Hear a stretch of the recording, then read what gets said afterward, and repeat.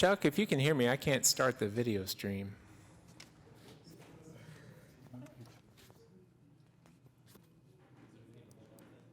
Maybe.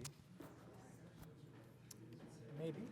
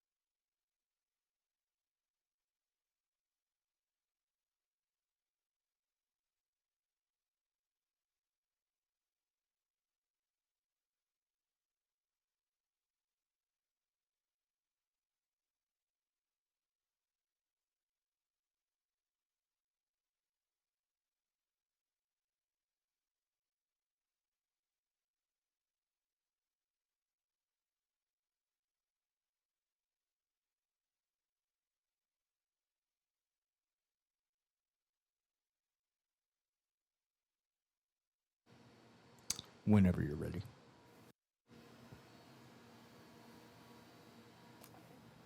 Good afternoon, everybody.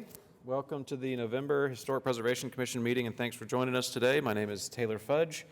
I'm chair of the Historic Preservation Commission, and as usual, we've got a very full agenda. Please limit individual conversations during today's meeting. This will ensure that commission members and applicants can hear one another. Please remain quiet until you are called upon, and when you do address the commission, please come up to the podium here, state your name and address for our records. Before the commission votes on any item, I will ask if anyone from the public wishes to speak. I oftentimes miss that, so my fellow commissioners will probably help me make sure that occurs. Speakers are given 3 minutes to relay information to the commission members. Please be thorough, but also be mindful of your time. Again, please, if you can, limit your comments to 3 minutes. The agenda and documents for today's meeting are located on the PrimeGov website. If you are following along online, select Agenda on the right-hand side of the Historic Preservation Commission meeting to see which items are being discussed. Written comments received more than 24 hours before today's meeting were posted online and were shared with commission members. At this point, new materials may not be shared with the commission, so if you brought any new materials to actually give out and share, please keep that at your seat. We actually don't have the time to be able to accept those and review those. So if you want to share information, great, do it at the podium, but nothing new passed over the horseshoe. Let's see, Keith, will you please call roll? Fudge. Present. Jordan. Present. Gaines. Present. Milner. Present. Remy. Present. Whitley. Present. Wood. Present. We have quorum. Excellent. Procedures for today's meeting are noted in the agenda. For anyone who's unfamiliar with the process, please refer to the procedures section. There are 2 items that we like to note specifically regarding this process, and they involve certificates of appropriateness and appeals. Regarding certificates of appropriateness, after an application is approved and the 10-day protest period has expired, the HP officer will mail the CA to the applicant. City construction permits cannot be issued until the CA is issued. Please contact HP staff for final design review, inspection, or to withdraw items that were not completed.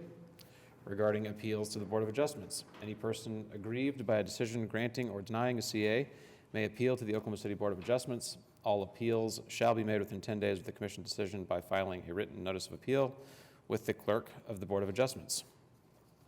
Katie, do we have any news from the Office of the Historic Preservation Officer? Anything we need to move today? Nothing from the Office of the Historic Preservation Officer. We've got a couple items under continuance requests, but we'll get to that when we get to that section. Perfect. Move on to accepting the minutes from our October 4th meeting. The commissioners up here had a chance to review minutes from that meeting. And if so, do we happen to have a motion or do we need to modify? I motion to approve the October 4th meeting minutes. Do we have a second? Second. Moved by Commissioner Jordan, second by Commissioner Whitley. Please vote in prime gov.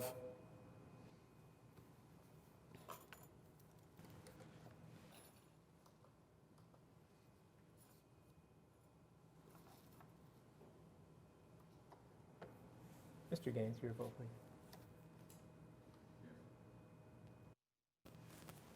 Okay. The minutes were approved by a count of 6-1 with Commissioner Remy abstaining. Katie, anything from code enforcement? I do not have any items in particular to report, although I did want to note that Chris Smith, who's the Chief Building Inspector, is in attendance today. So if anyone had questions for him about the code enforcement report generally, he's available to speak. And it's going to, I think, try and attend our meetings on a more regular basis. But just in general, the enforcement report shows any citations, notices of violation that have occurred throughout the districts over the past month. If you all ever have questions about any items, feel free to contact staff or contact the Action Center for more information.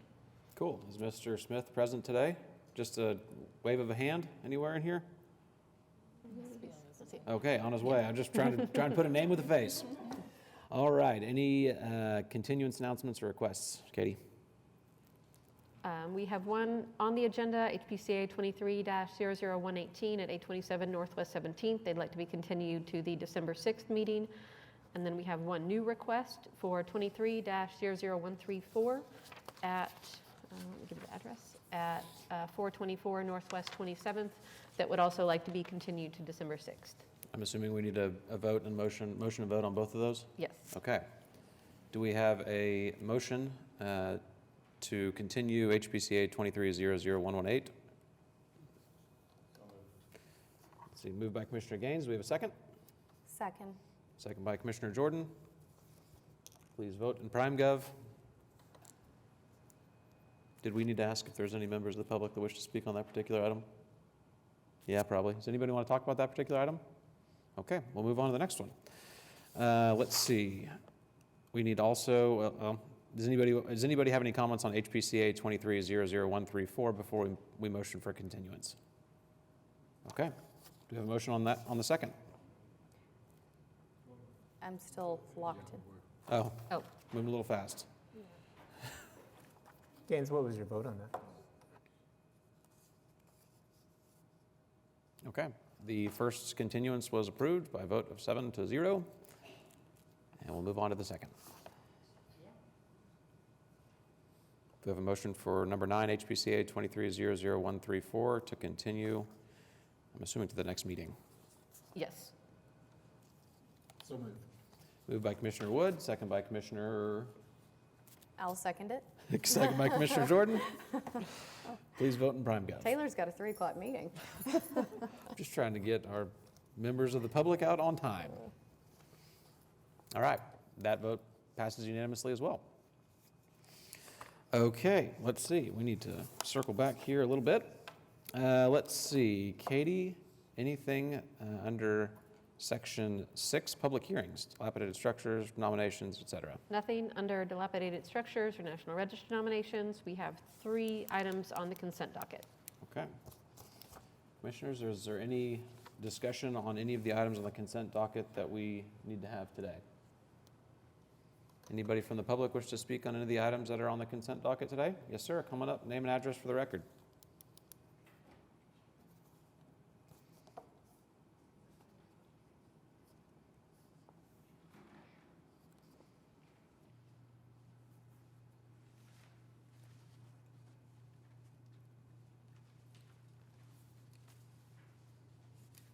Well, ladies and gentlemen, members of our city government, Mr. Chair, honorable commission members, I appreciate your public service, having done some of what you've done in the past. I'm pretty sure that this is all voluntary on your part, and I appreciate your time. My name is Tim Malden, and I'm hoping that I'm going to do what you all were anticipating that I would do. I'm going to talk about item number, I believe it's 4 on the next page, HPCA-23-00115. Mr. Malden, can I interrupt you just for 1 second? Yes. We are not quite to that particular portion of our docket today. This is on the consent docket, and that is under the cases for individual consideration. Would you mind if we touch on whatever you want to talk about when we get to that point? I would be very pleased to let you do what you're supposed to do, and I Okay, apologize perfect. for my interruption. Thank you. Thank you. Let's see, any members of the public wish to speak on any of the items under the consent docket? I would motion to approve the consent docket. Okay, do we have a second? Second. Moved by Commissioner Jordan, second by Commissioner Whitley. Please vote in PrimeGov. Okay, that item passes unanimously as well, which that will take us, if you were on the consent docket, your project is approved. You can stick around, you can hang out, listen to the rest of this, or you can head out today. It's up to you. And then we will move on to the cases for individual consideration, and we will start with item number 1, HPCA 23-00044 at 621 Northwest 18th Street. This is in Mesta Park, Ward 6, consideration of possible action on application by Fallon Brooks Magnus Creative Home Design for David DeWitt for a certificate of appropriateness to 7, construct new garage elective, 2, remove existing parking pad and paving elective, 3, install new patio elective, 4, construct new fence elective, and 14, install driveway, apron, and sidewalk elective. The commission has seen a number of items for this property over the last several months, but this is, I think, the first time we've seen the garage and associated items. The garage, as proposed, is 2 stories, and we did not see adequate documentation to support a 2-story garage in this location. It also exceeds the size allowance as noted in the guidelines. So staff did recommend a continuance for the garage. The remaining items appear to meet all applicable guidelines, but because they would likely be dependent upon construction of the garage, it probably makes the most sense to continue all items. Okay. Can you please state your name and address for the record? Fallon Brooks Magnus, Jollybird Home Design, 733 Northwest 22nd Street, representing the applicant.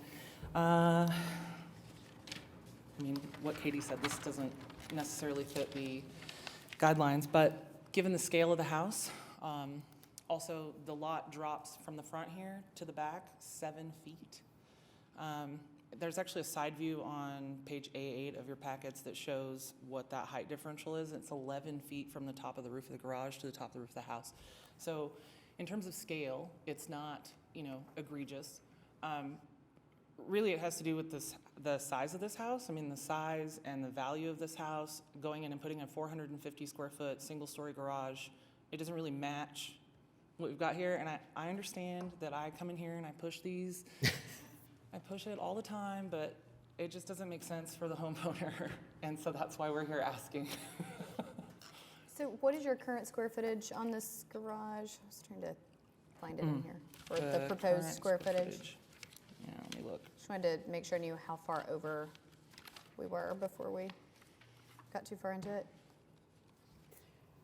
And is the construction are all the other items on this particular case contingent upon construction of the garage? Okay. Yeah. Uh-huh. they're Just all wanted to make related sure. The garage, yeah. Yep. Footprint Proposed garage is square footage, 546 is what we have in the staff report. 546. So, not 600 or not something crazy. Not 547, yeah. And there's Less than 100 square. obviously no 2-story abutting garages. There are not. There are a few on the block, but I wouldn't Yeah. call them dominant. So, I really like the design. Like, I commend you on the design. It looks really fitting. Yeah, it's always a struggle with these big garages, and I like the argument about kind of the grandeur of the home itself contributing to, if you seems- consider, not that the commission cares what the client spends on it, but if you consider the amount of money that is going into this house, and then in the long run, if it's put on the market, and it's $1 million house, with a 450 square foot, single-story garage. Let's just think about that. I don't think it adds value. I And it's see not- that point, for It's sure. not visible, it's not super visible from the street, you know, the Oklahoma City Municipal Code talks about the creation of a historic preservation district to, you know, educate and to impact everyone in a positive way. And it's one of those things that this is not gonna impact anyone in a negative way, so I just don't. I will say, I think it's one of the least visible garage sites we've ever reviewed. Yes. I mean, I've driven by this house 1,000 times, and I think, I mean, you definitely are not going to see this from anywhere, with the alley behind it. I don't know that that's a unique enough circumstance to approve a two-story, but I am curious, like, you know, if we've kind of got two issues going on here with the garage, one being that it's two-story when there's not a real cause, and one being that it's a little over the square footage on the footprint. I mean, I can't speak for the whole commission. Me, myself, I'd be interested in seeing what a two-story garage could look like on this property if it were appropriately sized. So Yeah. one comment that I'm noticing is one of those issues leads to the other issue. Because if you take the stairs out of the Right. footprint, you're within 453 square feet gross. Yeah. So I think you're spot on in terms of the intent of the regulation for the garage size. To me, really the issue of this case is two-story or not. And whether it's appropriate in this particular location. I'm very unoffended by it I am myself, but I too. know that there's not necessarily anything I can specify as to why, other than if there were a unique circumstance to be had, in my opinion, and this is a really slippery slope, I can't think of a spot in the surrounding area where you could stand and see this garage. The completely- massing of the house is very, very large for that area. It's a huge house. Fallon, is there any research or anything to support the requirements within or unique circumstance that would, because I think it's adjacent property or predominantly on the block, any of that Unfortunately, information? Okay. Or originally existing, was there anything originally existing back there? There is a garage that's 2 doors down that is well above the allowable footprint. I think it's like 700 square feet. It's huge. And then the house next door has an attached garage, so I just feel like on this street, we're not exactly Like the regular streetscape condition. has been pretty heavily altered, well, the Yeah. alleyscape, as it were. Yeah. If members of the commission feel like potentially the visibility of the garage, the height difference between the garage and the house, the character of surrounding garages would be unique circumstances, then maybe with a continuance, the applicant could work with staff to kind of further document those circumstances and come back if that seems worth pursuing. Yeah, I'm not bothered by the height of the garage. I think, like you said, that sloped site makes a difference, that 7 feet. So I would be fine to explore, looking at the unique circumstances there. And we're still under lot coverage, even with the larger footprint. Is that right, Katie? Yes, I believe so. I have a question about the fact that it goes, what was it, proposed on the property line rather than having the set off from that. That was- Is that? That was to allow a turning radius into the garage. Right, my question would be for staff is, how often, being still somewhat new on the commission, how often is it approved, or what's the thought here? And also living in a historic home, I know that I appreciate the area, the garage not being directly on my property line. Yeah. So many of our historic garages are on the property line, and often people will build back in that same location on the property line. What sometimes comes up, and sometimes we end up having revisions come through staff, is building code issues with being on the property line. If there are, usually you cannot have windows within so many feet of the property line, or that wall has to be fire rated if it's within a certain distance of the property line. But we don't have anything in our guidelines that would prohibit that. It would just be if there was something that came up at the building permit stage that they would have to scooch it over. And then my second is just the precedent that it creates whenever we approve a two-story garage. And If I that's, may interject, Please. we do not believe in precedents here at the Historic Preservation Commission. They are guidelines. Guidelines are not rules. She's not wrong. Well, but this, what you're asking goes against the guidelines. They are guidelines. well, but it will create precedence I will because take that to my grave. it'll now be a lot with a two-story garage that anybody next to it can then have a two-story garage next to it. So it does create precedence, Yeah. which is the major I concerning see what you part. mean, yes. Yeah. So, and that is why you all have the ability to approve things that do not meet the guidelines when you identify a unique circumstance. So if I've- you feel like the various characteristics of this site, of the house, of the proposed garage, of the surrounding block create a unique circumstance that justifies a two-story garage, you have every ability to approve that on that basis. Generally, I can be in support of the project. Two things that I think would, one's a suggestion, well, both are suggestions. Even though you can put the garage on the property line by municipal code, you might have a conversation with your client about maintenance, painting. All of this, yeah. You know, if it's on the property line, you're exposing it to your neighbor's yard. If plants overgrow it, you know, you don't have the ability to fully control that facade. So just something to consider, even if it's 18 inches or 2 feet or something. Yeah, I had originally suggested 3, so.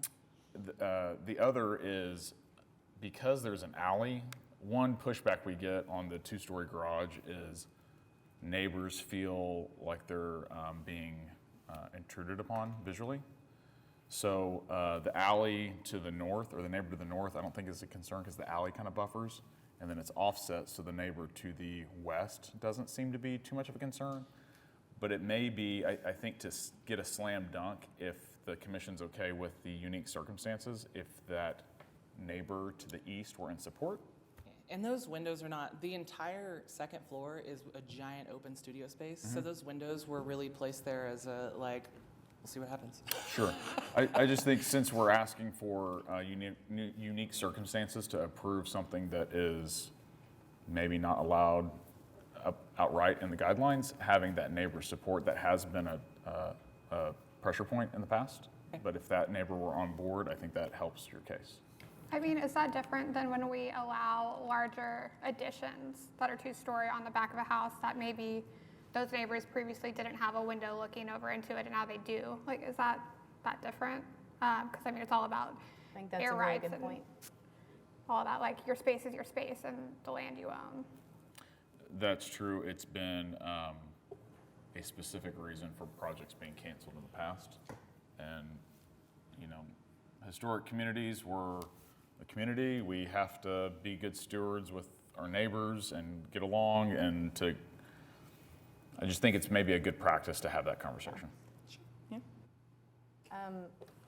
Fallon, just a question for you. This home to the immediate east, is that the one with the front driveway or front garage? Yes. Okay. Not a fan.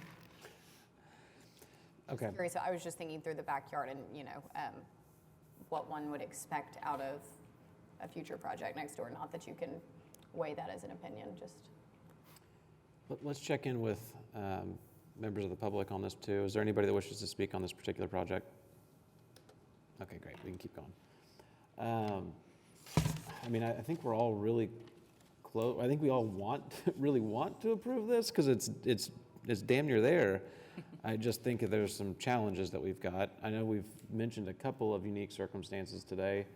I wonder if a continuance is necessary for you to go back and really give some thought to the unique circumstances and come back and present us with something concrete that we can say, yep, got it, slam dunk, approved. What are your thoughts on that? Feels fair. I mean, I'm going to let you guys figure that out because I'm just going to close my mouth. I think I think that's acceptable. We can come back next month. I mean, I think that we can shave it down a bit, maybe take the windows off of the east side. We can probably lower the plate height and then just, you know, dog ear the inside of it so that it's 7-foot plate, lose a foot, you know. we'll mess around with it. Okay, And I would say, I would prefer a higher plate height with something that proportionally looked Matches the correct house? Okay, good. than creating Appreciate that. weird Yeah.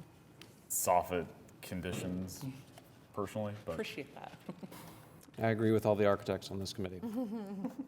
Okay, well, I would motion to continue HPCA 23-00044 to the December 6th meeting. I'll second. Moved by Commissioner Jordan, second by Commissioner Milner. Please vote in PrimeGov.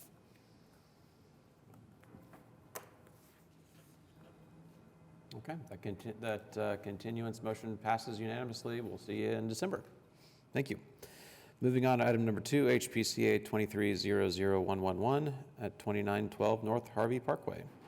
Is the applicant present? This is in Jefferson Park, Ward 2. Consideration of possible action on application by Sandy Rayleigh for certificate of appropriateness to install 2 sidewalks, one to either side of the driveway, and apply gray topical treatment to the driveway apron and curb required. 2, apply gray sealant to central front walkway and steps and curb required.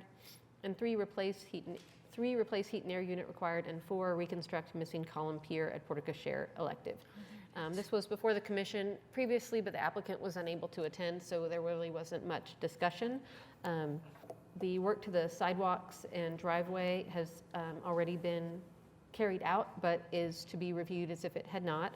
In discussion with the applicant and review of the project, the widening of the driveway is a mere, couple of inches over what we are allowed to administratively approve for a driveway width.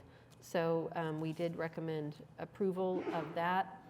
The application of the various treatments, the gray product to the walkway and steps and driveway appears to be fairly impermanent in nature, and we anticipate that the applicant may be back for some new concrete features in the not so distant future. So I believe we provided a recommendation of approval for that as well. Make sure I'm not skipping over anything.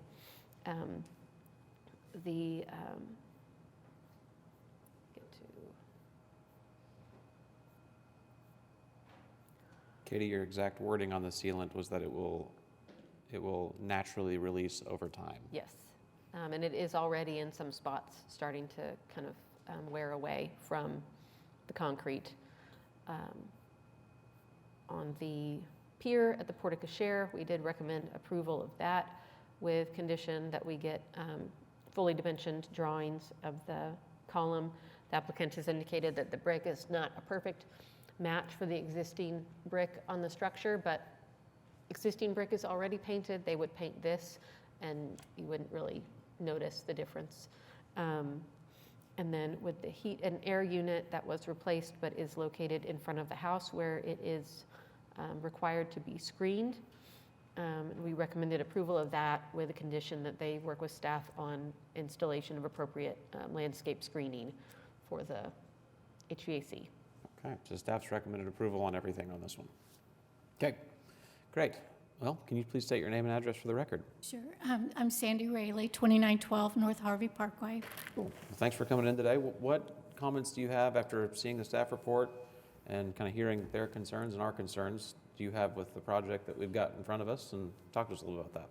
No, I would just like to say I appreciate your time, looking at all this mess to unscramble. I made a little error in judgment when I had the driveway installed, and I got the CA for it, but I didn't get it wide enough. And the contractor said, "You are not going to be happy with that. You go back and call the city and tell them you want it wider." And I said, "No, this house is 100 years old. I want it exactly how it was." And he said, "You're not going to like it." Well, sure enough, he didn't even have his concrete finished up yet. And I said, "You know what? I'm stepping out in dirt. I don't like this. I need to add something to it." And so anyway, I said, "Can we add a foot to each side?" And he said, "No, I'm not going to do that, ma'am. You won't like that either." He said, "But I'll do 2 foot on each side." And that puts us about just under, I think, 11 feet total width of the driveway. It's like 10.8, I think. And so I need approval for that. But anyway, that error in judgment caused kind of a domino effect, because then they laid the sides there, and then they offered to go ahead and do a quick patch on the sidewalk, because the sidewalk was all cracked and holes in it. And the concrete experts said that if I didn't address those, that the water would continue to get in there. And I said, well, I don't have a budget right now to pay that kind of money to do the sidewalk also. But he said, well, I would recommend you do a quick patch. So this is a temporary fix, but it was not on the original CA on that. Then he normally used a clear protectant sealant whenever he does a patch. But because we had filled 3 holes with concrete and did, as you can see, numerous cracks, it kind of looked a little bit patchy and spotty. So he suggested that we add the little topical there just as a temporary. But as noted, it is already starting to peel off. So what I would propose is to leave it as is for now, and when we do need to repair it, to do it correctly without the topical coating. The number 3 on the replace the heat and air conditioner, that one was done very quickly when it went out, and I did not put that on a CA. So I would like to bring attention that I would get that approved to have that new unit. It's a complete replacement of the exact location that was there for a very extended time, but I do need to put some shrubberies and try to landscape around it to conceal the view of it. Those are my old ones that I'm trying to finish up, tidy up, and apologize for my error in judgment. The number 4, I don't know if we're to that one yet or not. Yes, please.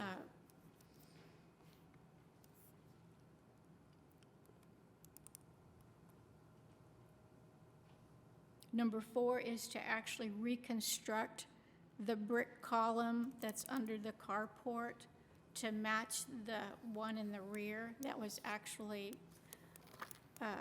it disappeared. I don't really know when it was taken down. In the back behind the screen. No, that screen has been removed. Okay. Well, staff has recommended approval on all of these items. I tend to agree with staff and their findings and on this report as well. Certainly want to check in with anybody from the public that wishes to speak, anybody that wishes to voice concerns or support on this particular item. Okay. Well, like I said, I'm comfortable with staff's approvals. What questions do we have from the commission's perspective, if any? I don't have any. I mean, there are a lot of conditions and agreed upon conditions listed here, but I think you've already met with staff and are familiar with those. So if that's the case, I would certainly be happy to make a motion to approve with the conditions. Any other questions, concerns? Okay, let's hear your motion. Okay, let me get back to the number. For HPCA 23-00111, I would motion to approve items 1, 2, 3, and 4 with the agreed upon conditions listed in the staff report, and just making special note of the conditions and unique circumstances listed here as well. I'll second that. Moved by Commissioner Jordan, second by Commissioner Whitley. Please vote in PrimeGov.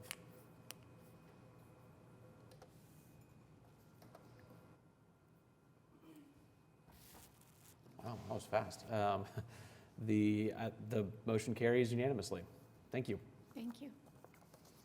I wasn't expecting to see the numbers up there that fast. Let's see, we'll move on to item number 3, HPCA 23-00114 at 1530 Northwest 38th Street. This is in Putnam Heights, Ward 2, consideration and possible action on application by Paxton Gray for certificate of appropriateness to 2, replace driveway and garage floor elective, and 3, construct garage and related components elective. The commission saw an application last month to demolish a garage at this location, and that was approved. The applicant has come back with the proposed design for their new structure. And items of note are that it is slightly larger than 5% of the square lot, or the square footage of the lot, which is what the guidelines support, but is actually smaller than the footprint of the garage and kind of attached accessory structure that is to be removed as part of the demolition. So the overall footprint of the accessory building will be reduced somewhat. Staff has recommended approval of this application. I will note that the garage is only 6 feet over what the allowable number is though too, so just want to throw that out there too. Okay, name and address for the record, please. Paxton Gray, 1530 Northwest 38th Street. Okay, staff's recommended approval on both. I don't particularly see any issues. I'm comfortable with the 6-foot overage, at least from my perspective. I don't have an issue in the world. How about the French doors? You know, it says French doors are not typical for this kind of application, but are we concerned with that at all? We've approved it before. Okay.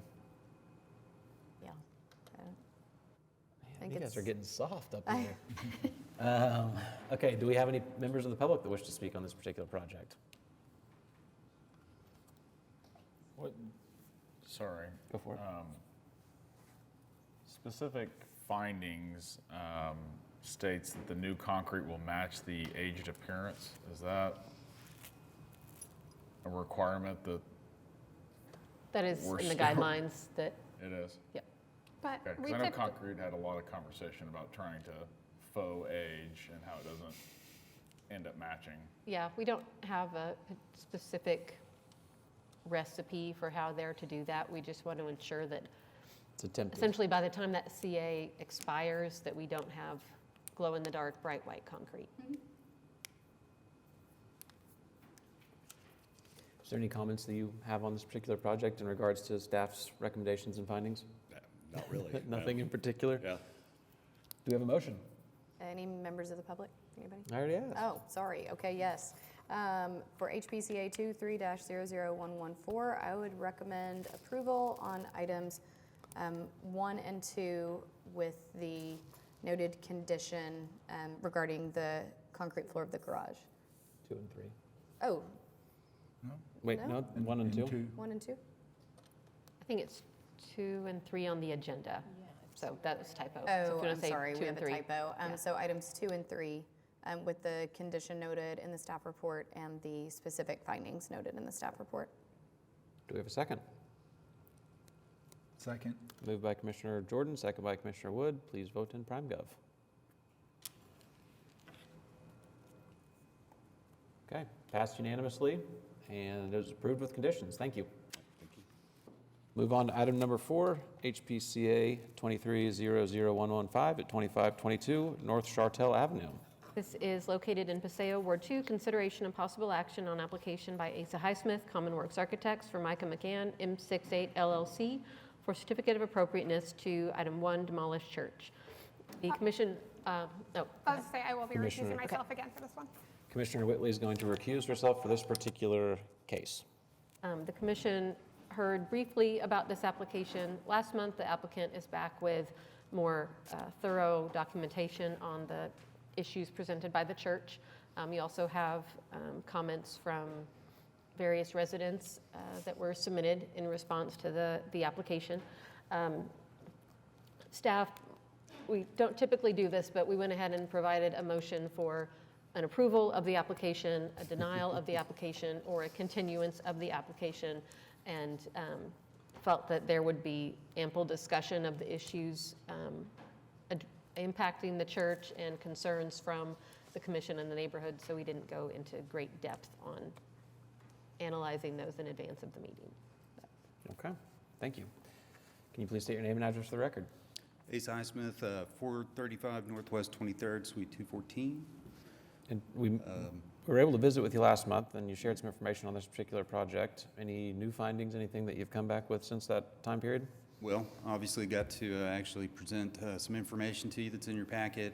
Hopefully you guys have, taken time to review that. And I think today, what we would hope to do, if not actually get a motion, would be to, understand where we might need to provide more information or have more discussion.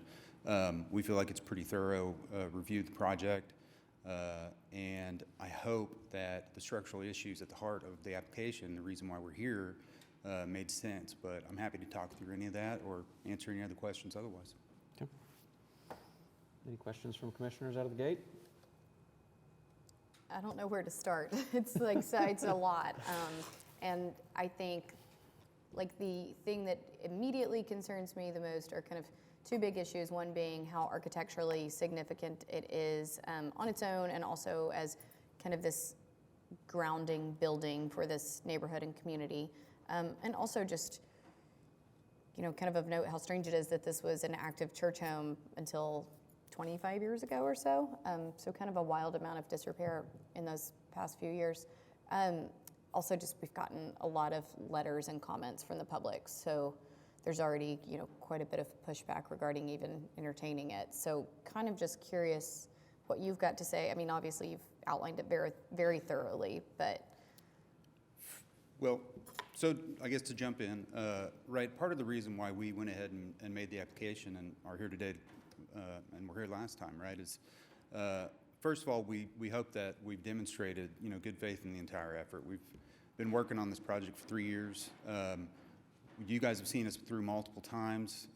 You know, I think as somebody who served on, you know, on the Horseshoe before as well, I know how frequently and how transparent it can be when people aren't exhibiting good faith, and that's why it's been important to me to kind of hammer that home, right? Like, we want to keep doing projects. We want to come through here again, and we want you guys to believe that we are doing our best on these projects.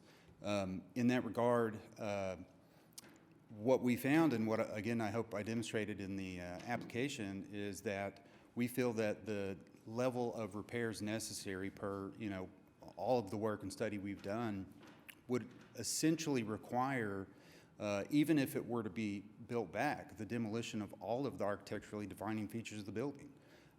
There's no hope for the tower portion. That would have to be rebuilt. All three of the major facades with stained glass windows would have to be rebuilt. The sheathing, the framing itself, and the action of the settlement have all contributed to really an unsavable facade on each face. I think if, you know, I offered last time, I'd be happy to do site visits individually, or, you know, however you guys would prefer, to just even walk through and put eyes to it. It's hard to convey just in photos. And, you know, I know that some of the structural report can seem cryptic in terms of like what it actually means, and that's why I provided all the, you know, additional work and exhibits. The saving of the project is just, in our opinion, not feasible. I can't imagine any developer being able to come in and make this project affordable to save it. I think it's part of the reason it sat in disrepair for so long. I know that the church had been in use previously, but I feel like our historical research has proved that this building has been on a steep downslope for quite a while. The article from 1977 I thought was very eye-opening for me in our research to find that even then they were defining it as a crumbling old church. The earliest, you know, recent era photo I could find, and I just speak very quickly, I do think the 77 photo showed some of the actions against the, you know, the facade and the structure that we note in our report. But the earliest recent era was the 2002 photos from the Metropolitan Library. And even then, you can see the evidence in the roof line of the settlement that has caused the problems that, you know, lead us here today. I think, you know, part of what makes this one tough and what has hidden the issue for so long from view is the fact that, you know, really the retaining or the foundation around the perimeter is actually fairly sound. But it's these primary interior columns, these two that really support the entirety of the rest of the structure. The fact that during this time they did not use any kind of lateral support framing, which is standard in order to counteract these types of forces on a building. But as it's sunk, that 6 inches, and I know 6 inches doesn't sound like a lot, but that is extremely significant for a structure. It's pulled everything down with it and rotated those end facades inwards. It's actually part of, in our opinion, what's created instability in the stained glass. And I know there's been plenty of, you know, vandalism and rock throwing that's happened, but I wouldn't be surprised if some of that contributed. You can actually see visible bowing in those window wood framing, portions, especially on the south facade, as that whole thing's been pulled inwards by the action of the roof collapsing in. Not only would we take down the tower and the 3 main facades in any kind of rehab effort, but we'd also have to rebuild the entire first floor.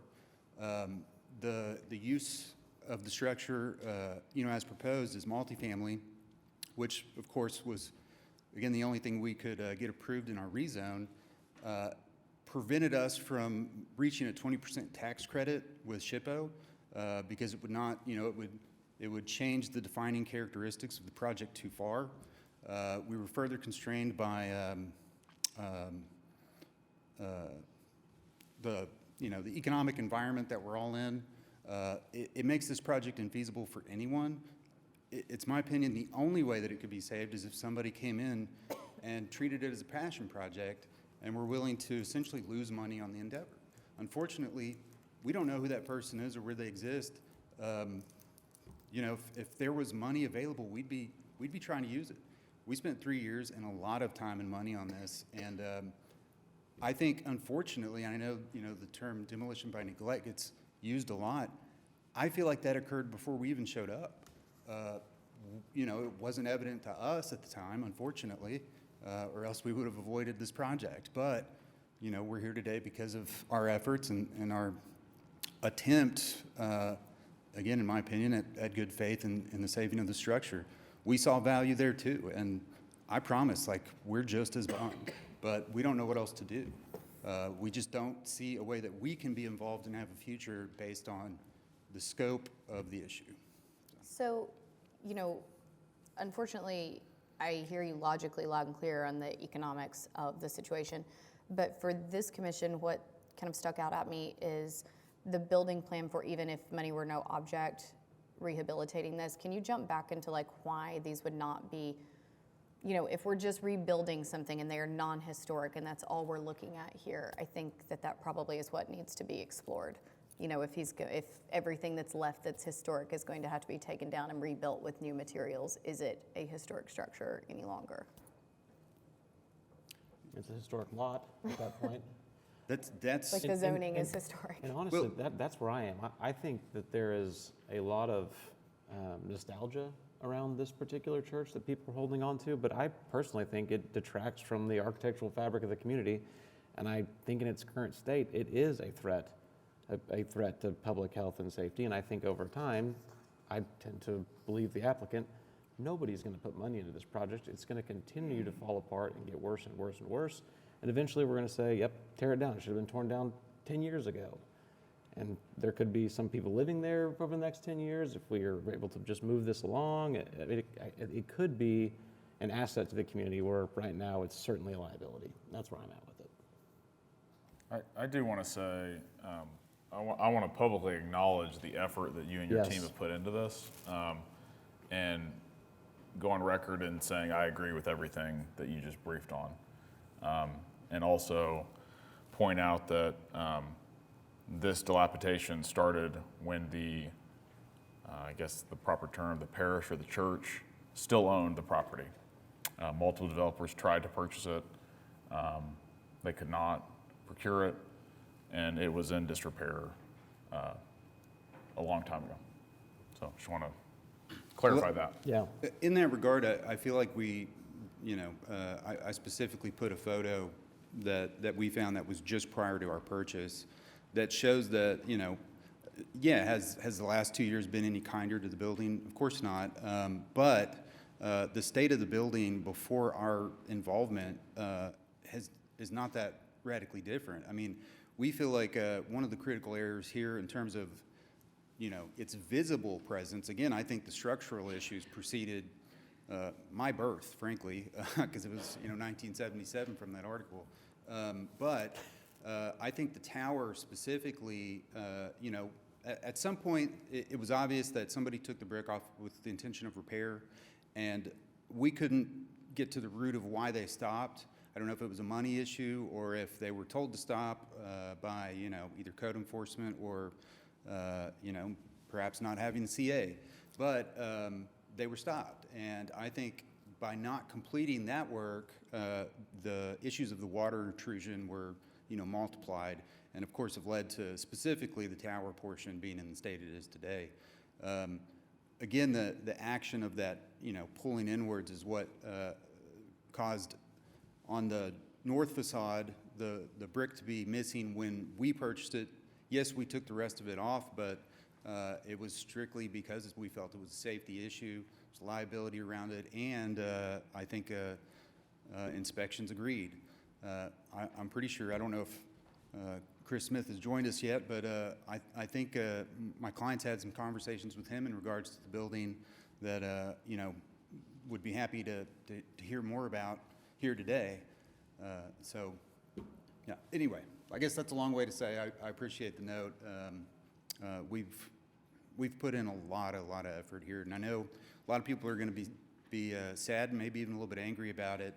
And if there was a magic way to make this work, we're ready to hear it. We'd love to still, I think move forward with the plan to save the structure, but we're out of options that we've been able to find, and we do this for a living, and I just don't know what rock we haven't turned over in regards to the project. So Asa, in terms of, and the packet is very well done, very robust. Kind of high level, just what we're talking about today, is what the case ahead of us is just whether or not to demolish. Is there a plan for what comes next? Because I think... No, I mentioned this at the last meeting. Of course, we've done a lot of work prior to this. And I think even in my first section of our application, I was trying to be very honest about, the strategy that we did when we approached this project.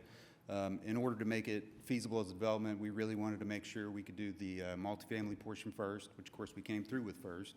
But I think this obviously changes the math. There's other things that are changing the math as well. Like I said, I think the economic environment currently, but would be happy to talk about, any approval here, meaning us coming back before, moving forward on any effort. We still want to do the right thing here and make everybody happy and approach this the right way.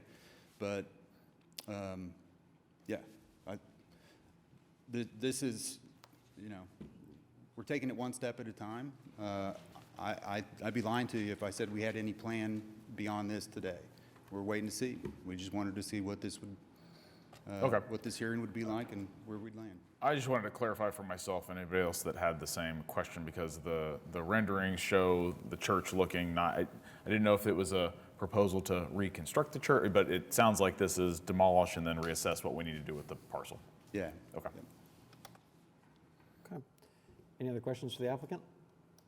Definitely need to check with public on this one too. Sorry, go ahead. I do have a question. So the main thing I looked at in considering this was the structural assessment that it seems you had one done, and then a follow-up was done February of this year. And in that, they list a list of 7 items that say, however, below is a list of repairs that will have to be conducted to preserve the structure. And that's from the structure. Have you determined what the cost of those repairs will be? I don't have a number for you.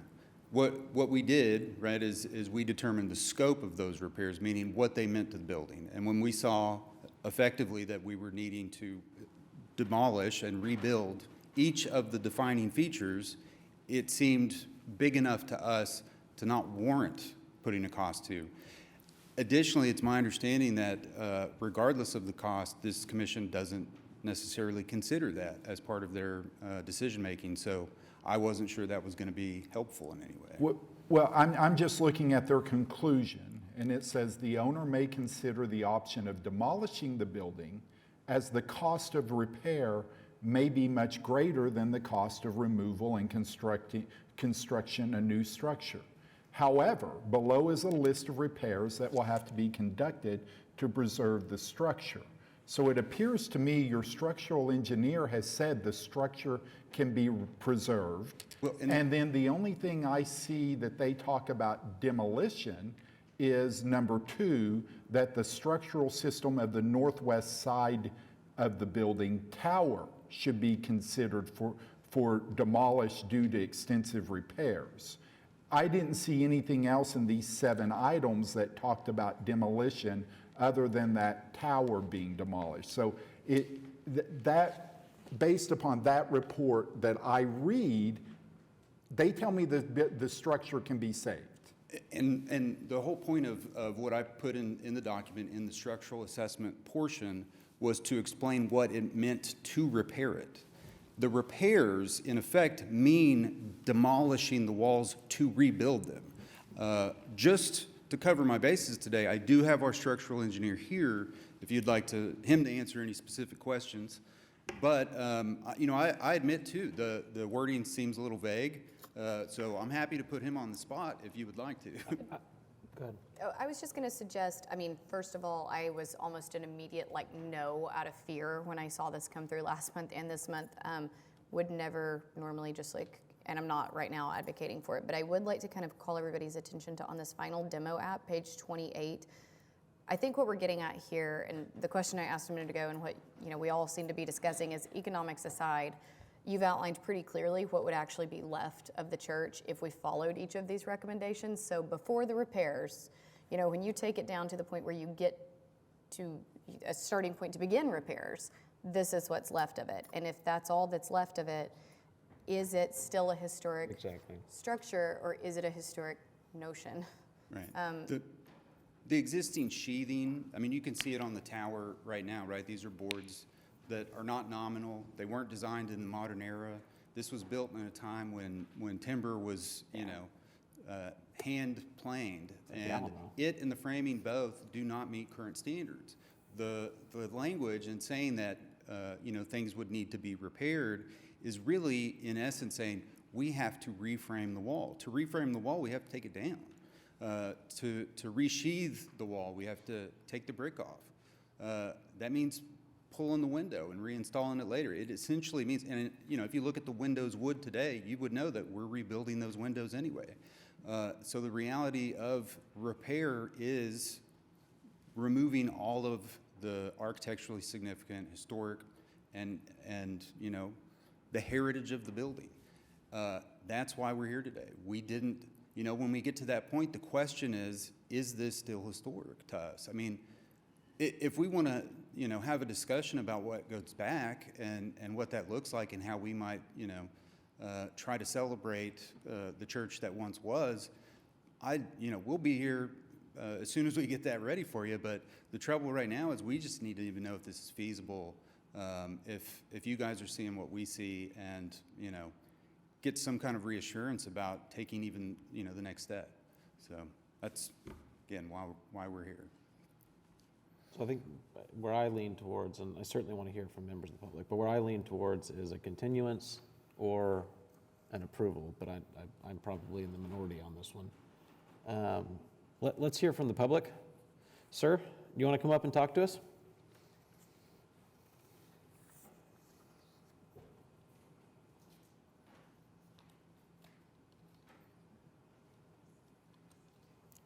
Well, thank you very much, and I appreciate your presentation. Again, Mr. Chair and distinguished members of the commission, I appreciate your service, and I have submitted 2 one-page documents for you to read. I thought that was quite an accomplishment because, well, I think it was Mark Twain who once said that I'm writing you a long letter because I didn't have time to write you a short one. So I did my best to give you a short document. This in itself is to be commended. And I would like to, and I hope you've had a chance to look at them. I know there's much reading material in here, but I would like to, if I may, address what I've written, and then also what I've included from an architectural distinguished professor who is recognized by the American Institute of Architects, and I think he would be very careful about what he has to say. So I start out with land value. What is the value of land? Is it location, location, location? Mineral rights, that's a consideration certainly in Oklahoma. Natural features. History. Well, history. This is a part that I think this commission looks at. So what about this history? Well, I refer to the land of 2522 North Chartel. We can talk about the land of something. This is the land of Oklahoma City. It's the land of various other things, but 2522 North Chartel is the land of a heritage which goes back to 1917 and actually before. What does that heritage include? Well, it went from being a United Presbyterian Church and it became later a Greater Concord Missionary Baptist Church. And I was a teenager at the time these things were going on, so I can't give you accurate historical information, but I can at least tell you that there were considerations. And I've attended services both at Northminster United Presbyterian Church, and I've also attended some services at the Greater Concord Missionary Baptist Church. But the value of the land has to do with heritage, and it's a great part of the heritage of one of our major neighborhood organizations, which is the Paseo Neighborhood Historic District.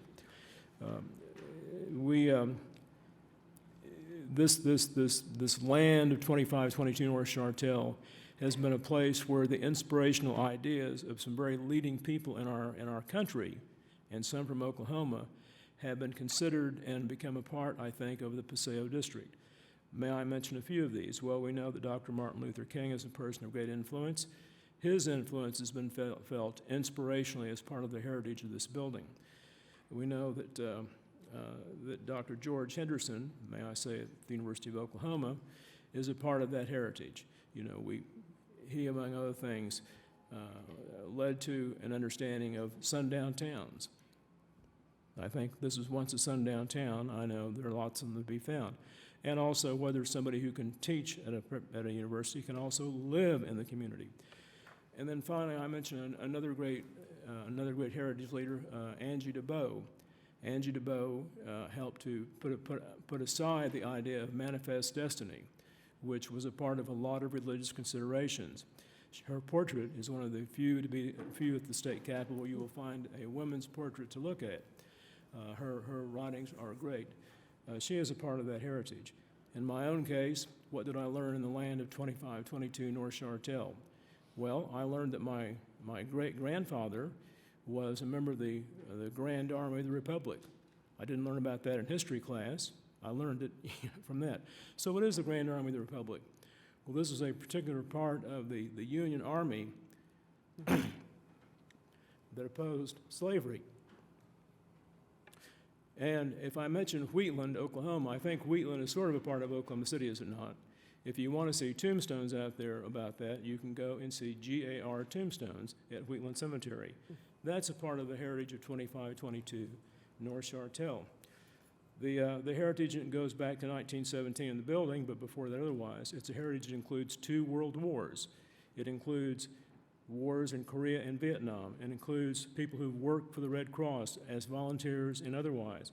It includes other community service organizations. What about the Paseo District? 2522 North Chartel and the Paseo District. Well, I recall when that kind of caught on, when I began to learn about it as a young man, as a teenager and so forth, going to Harding High School and going to this church, what I began to learn about was it had one of the original Mexican restaurants in Oklahoma. If you wanted to go and find out about Mexican food, you would go to a restaurant in the Paseo District. And that restaurant was associated with a very famous family. Perhaps you've heard of the Cruz family, Edgar Cruz. He is celebrated, and his CDs, and may I say records and so forth, have been heard a lot of. Well, that was a part of understanding Mexican heritage, which isn't just Mexican heritage, it's Mayan heritage. Maya once had the 7th largest city in the world in that part of the Mexican area. So there's a lot of the heritage of the Paseo community that this land represents. Now, if I may, and you have my carefully constructed one-page presentation, I also provide you with a statement from OU architecture professor Ronald France. Mr. France, Professor France, Dr. France, I believe, has made it clear that this is something that could be fixed. And he, I don't think, would say that lightly, because after all, he has a Lifetime Achievement Award. I would say get Professor France to come up here and give you his recommendations. What about the use of the land? Heritage, I think, is about the use of the land. History comes from the use of the land. May I say, with all due respect to what's been proposed, that this land's heritage, I think, could be better represented, if I may say that, by organizations that might find the land of value. For example, I mentioned the possibility of the Oklahoma Conference of Churches. I think they should be consulted. Say, what would you like to do with this?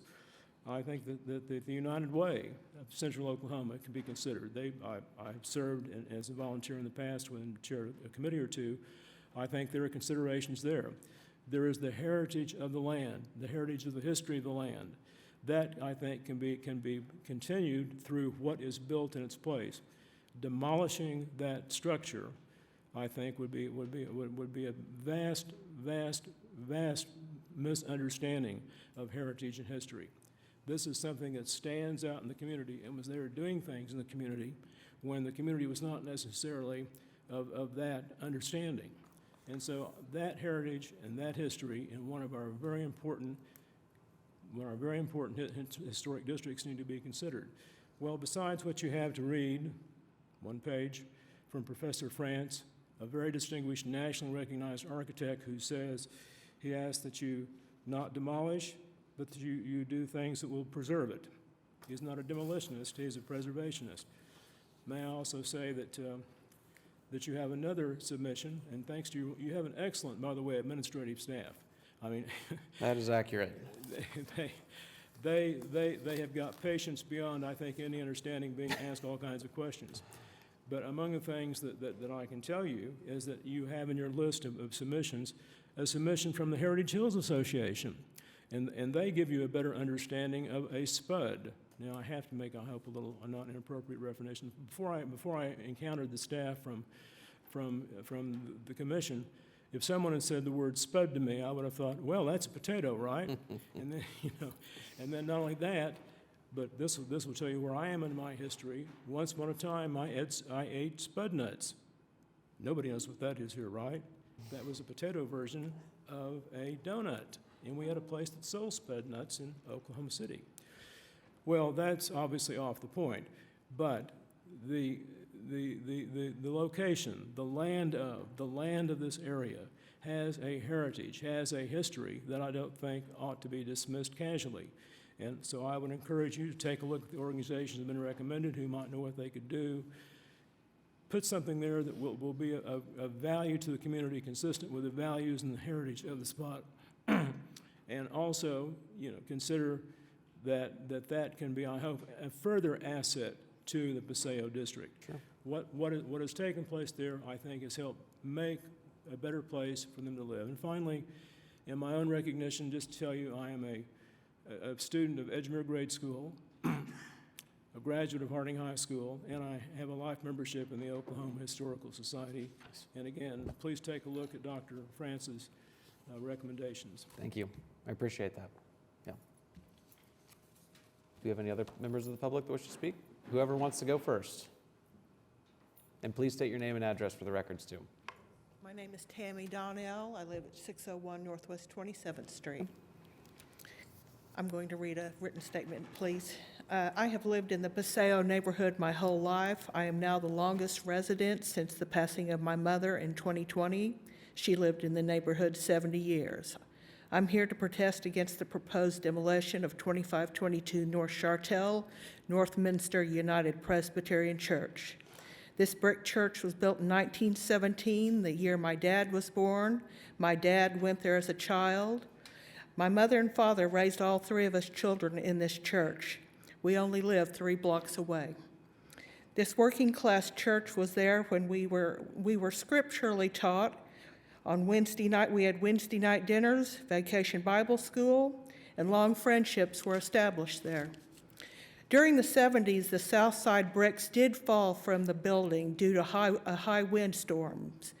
The repairs were made, and the brick wall on the south side was put back up. I grew up knowing that the stained glass windows were made in Belgium. In the late 70s, the congregation was dwindling down. We were down to 14 people, and it was decided for us to join the PCA, the Presbyterian Church of America. A young man from Edmond came and visited with the rep from the PCA. He started as a young minister there. He came with his friends. The congregation grew to a full church on most Sundays. At the growth of the church, the neighborhood was changing. Our older homeowners were dying, and an oil boom was taking place. Rental houses increased, and it came to, we were having several dope houses, theft rings, and prostitution in the area. The people that had recently come to the church were not comfortable with this, so they had a majority, and a vote was made to sell the church. They did relocate to Edmond. They also claimed that Edmond was closer to heaven. I don't believe that, but okay. Lack of maintenance did start to occur. The stained glass windows were targets of rock-throwing children. Different churches came and went, and neglect became very noticeable. When Old Trinity, located at 29th and Lee, another unique building in this neighborhood, was brought from New Brunswick, it received a lot of media attention.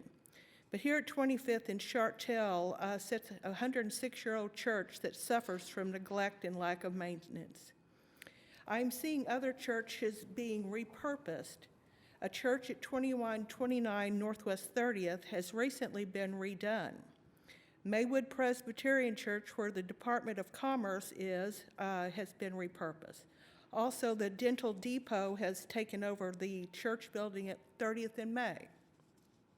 This neighborhood has many unique features. Fairlawn Cemetery, where the founding OKC fathers, or families rather, are buried or entombed. Paseo Street, First Presbyterian Church, the original El Chorrito building, Old Trinity to be included. It should be noted that in 2009, scenes for the movie Pearl, about the first Native American female pilot, was filmed at the church. They had the streets blocked. I ask that you not allow this demolition to take place. It would destroy a neighborhood gym. And I thank you for letting me speak in front of you today. Thank you. Thank you.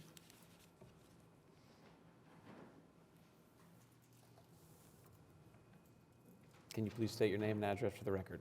Certainly.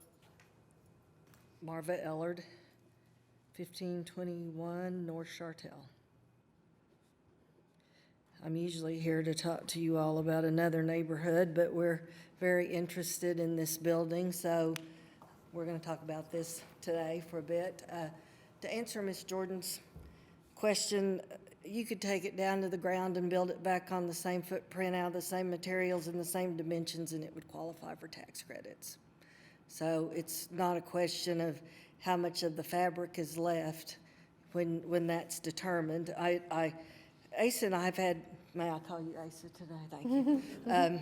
We've known each other too long to not, have had some very productive conversations this week. I don't feel that Asa or Micah relish in the condition of the building or the fact that it possibly might not exist, but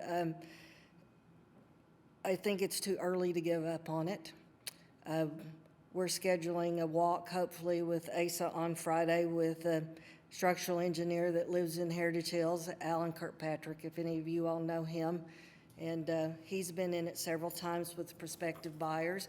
He does feel that there's a lot that needs to be done, but he does think the building can be saved. It would not be inexpensive. I do believe the owners would need the benefit of tax credits to probably make it feasible. Potential uses may not be able to include residential. They might need to be more of a lesser use that saves the space and the volume of the building, but that's something that State Historic Preservation Office would need to get involved in, I think, to help determine some of that. It kind of broke my heart to see the pictures from 2008 when it still looked like how a lot of us remember it.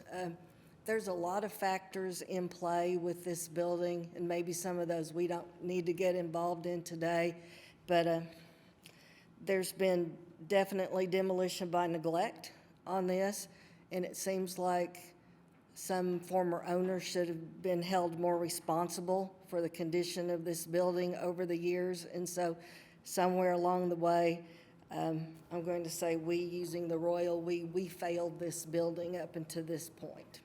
But I do think we have a chance to save this building, and we should explore those chances before we jump to any conclusion about an irreversible fate for this. And so I know we have to ask the owner's agreement or permission, but we would ask the owner to consider a continuance so we can further study this building and see if there are some other possibilities of keeping this building standing. Perfect, thank you. Name and address for the record. Can you come to the podium, please? Well, I certainly appreciate everyone's time, and I have one thing that I did not mention from the materials of the submission we have from Professor France, but he writes that from 1982 to 1994, he lived in the Paseo area, and he writes, I also served as the Paseo Neighborhood Association president from 1982 to 1991. And in his statement, he says, I ask your help in any way possible not to abolish a piece of Paseo history. And again, this is from an American all-time achievement architect. I think he knows architecture. I can say as an OU alum, I think he knows what he's talking about. And so I would urge you to have him give you his thoughts on what might be done as the next steps.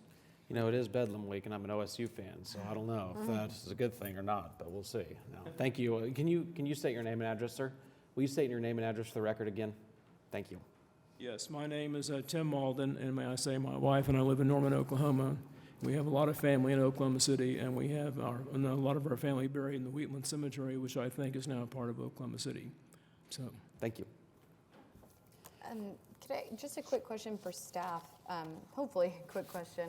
I'm going to try not to get too in the weeds with it, but just reading through, when it gets some clarity on one of the comments from Heritage Hills, it says, and this was a big concern of mine too, it says the SPUD was specifically granted to allow higher density use in the surrounding property under the condition that the historic church be preserved. And I remember that very specifically, and I think it was Commissioner Milner who added that condition, with regard specifically to saving the church. What happens to that SPUD I'm not comfortable with the demolition today personally, but should this commission decide to demolish the church, where does that condition go and what happens? So this may be something that we have to review further and get some direction on interpretation from legal. When I look at, I think it was approved with the understanding that the church was to be preserved and it was to stay designated as a historic district, and that all future work, including any work to the church, would come back to the Historic Preservation Commission.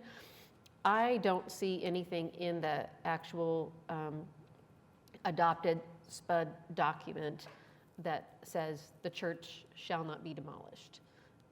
There are references on new construction shall be no taller than the church. This is what's allowed to be developed within the church and within it's tract 1 and tract 2. But by my reading, there's nothing in the SPUD itself that says the church cannot be torn down. So it's just a So verbal, they would be, verbal agreement, but no binding yeah, they would be condition. allowed to develop, they would be allowed to build a new building with a certificate of appropriateness and would be allowed to have any of the uses that were authorized in the SPUD in that new building. And if,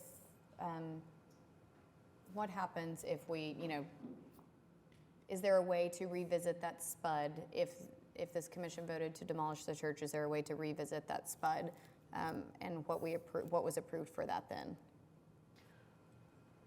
Because, I mean, that whole project was approved with the condition that, or with the understanding, to your point, like it was approved holistically involving this church.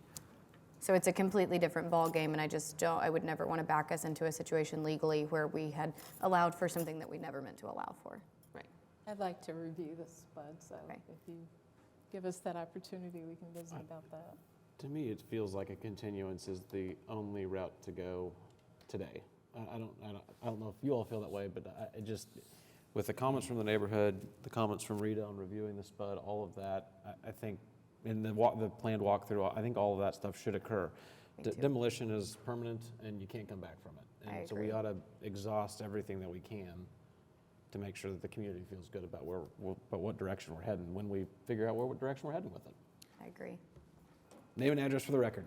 And Asa Highsmith, 435 Northwest 23rd, Suite 214.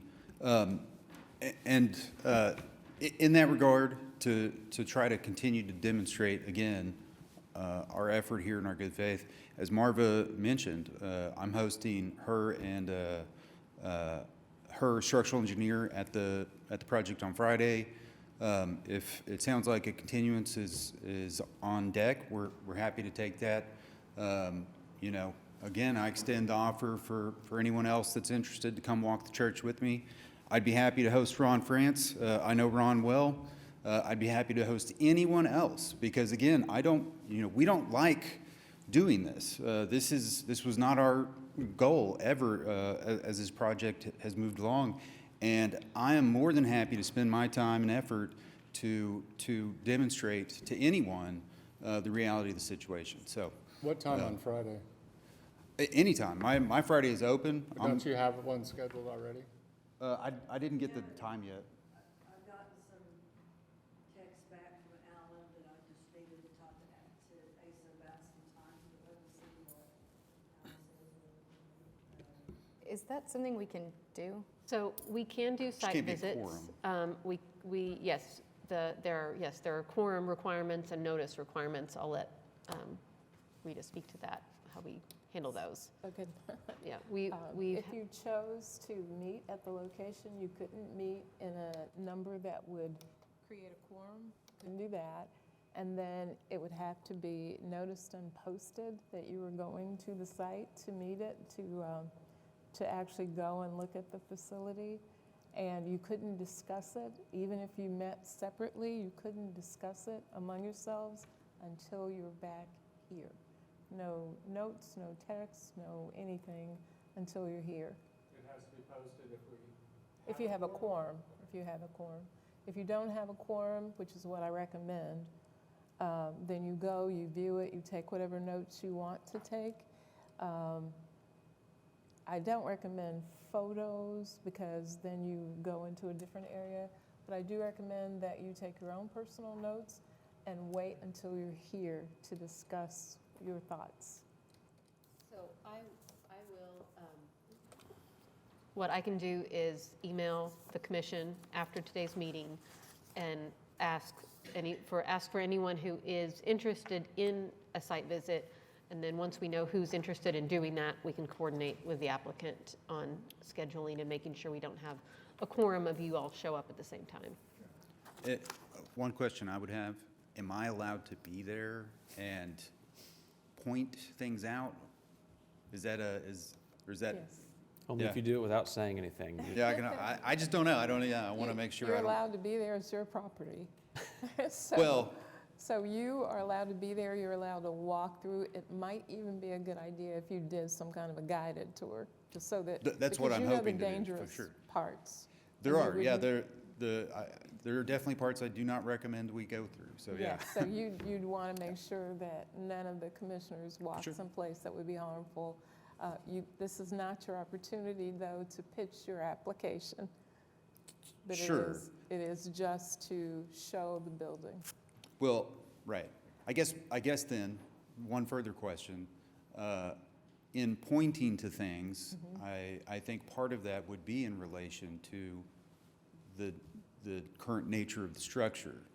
Do I need to not do that? No, go ahead and do that. For Okay. example, some of the photos we saw indicated there were broken windows. Let's say, for example, you don't have to point that out. They can see that that's Sure. a broken window. But something that might not be as obvious that you're aware of, you could point to that in the sense of don't step there because that floor is not stable, as an example. Okay. Sounds good. Well, I think with that, I would motion to continue this to the December meeting if everybody's comfortable going that route. Do we have a second? I don't know if I actually made a motion, did I? Oh, yeah. Would you I'll like to make a second. motion? But I would motion to move HPCA 23-000115, continue that to the December 6th meeting. And I'll second. moved by Commissioner Jordan, second by Commissioner Milner. Please vote in PrimeGov.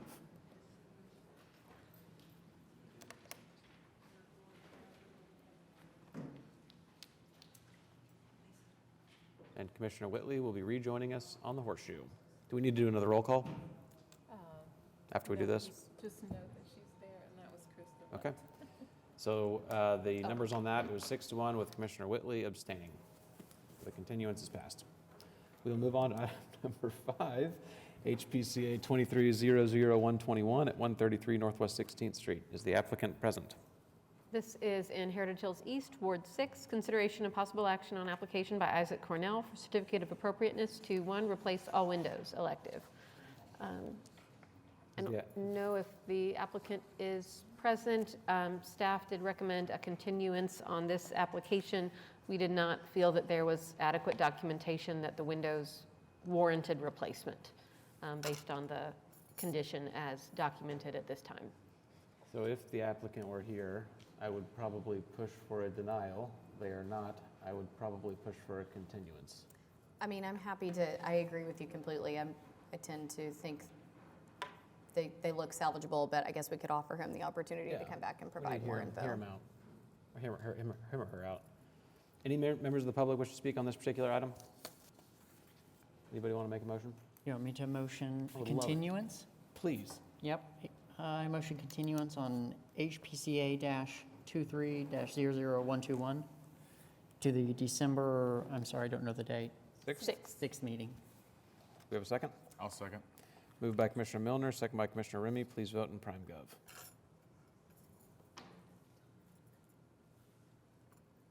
Motion's continued unanimously. Moving on to item number 6, HPCA 23-00123 at 3817 North McKinley Avenue. Is the applicant present? This is in Putnam Heights, Ward 2. Consideration and possible action on application by Mark and Gloria Nunn for a certificate of appropriateness to 2, install driveway gate elective, and 3, install pergola and paving elective. You've seen this property a number of times. We've recently approved construction of a new garage. Today they proposed a driveway gate. The driveway gate is before the commission because it is forward of the setback required by the guidelines for administrative approval. We've recommended approval with unique circumstances based on the conditions of the site and an existing brick wall that runs between their driveway and the neighboring property. It's really the only logical location for a driveway gate at this address. They've also proposed installation of a pergola in the backyard that, again, exceeded guidelines that would allow for administrative approval. Some of the issues include the material. It's fully metal structure. The guidelines allow for metal as a kind of decorative element of pergolas, but not for the entire structure to be metal. There are other concerns were light fixtures that are installed as part of the pergola itself, other heating elements that are part of the pergola itself, and just overall massing and placement, visibility, that sort of thing that we look at when we are considering accessory structures in the backyard. So we did provide a recommendation of continuance on that with, as directed by the commission, additional information or revisions to the design on any of those elements that the commission feels are necessary to address. Okay. Can you please state your name and address for the record? It's Mark Nunn at 3817 North McKinley. Perfect. Thank you. When we looked at this application, the gate seems pretty straightforward to me. I didn't have any major issues with that. The pergola is pretty inconsistent with what I would say are the normal elements that are used in and on historic homes and at historic sites. So, I mean, that was the only major concern that I have. It feels very, very modern in terms of its design, the elements, all of that, all of those features. If you want to comment on that, I'd love to hear about it, but that's kind of where I'm sitting. I think we kind of chose that one is just because we've seen one from the same company in the neighborhood, and we really were liking that one. So we contacted them just to make sure, yeah, they're the ones that put it up and everything, and that it went through the board. So we're just, it's just one of those things that where we're like, okay, we like that. It was in the neighborhood. Is this a way we can go? Sure. So. Are there elements of that particular pergola that could potentially be reduced? And there's things, I mean, there's a lot of lighting on it. There's heating elements, and I think a fan, potentially louvers. Yes. The lighting elements to me feel like they draw a lot of attention to it, almost like it's going to be lit up like a spaceship in the middle of the night. Yeah, well, one of the things about them is they each carry like 640, up to 640 lumens. Right behind that, there is a utility light up there that goes around 7,000 lumens or up. So it obviously drowns out anything this thing will put out. The other thing is the lights point down, and they're dimmable. So it's not like it's a regular light bulb where the light is ambient and spreads out radial. It's more accent, more coned. So I wasn't too like afraid of the light coming out of there, you know, just because it's, you know, I've dealt with putting accents lights up and lights in my house, and those cone lights, you know, if you go to an office, cone lights are just everywhere because they don't put out that light you need that radiates or goes in a spherical form. Sure. What other questions do we have from commissioners here? And where are we leaning, I guess, if we have a leaning?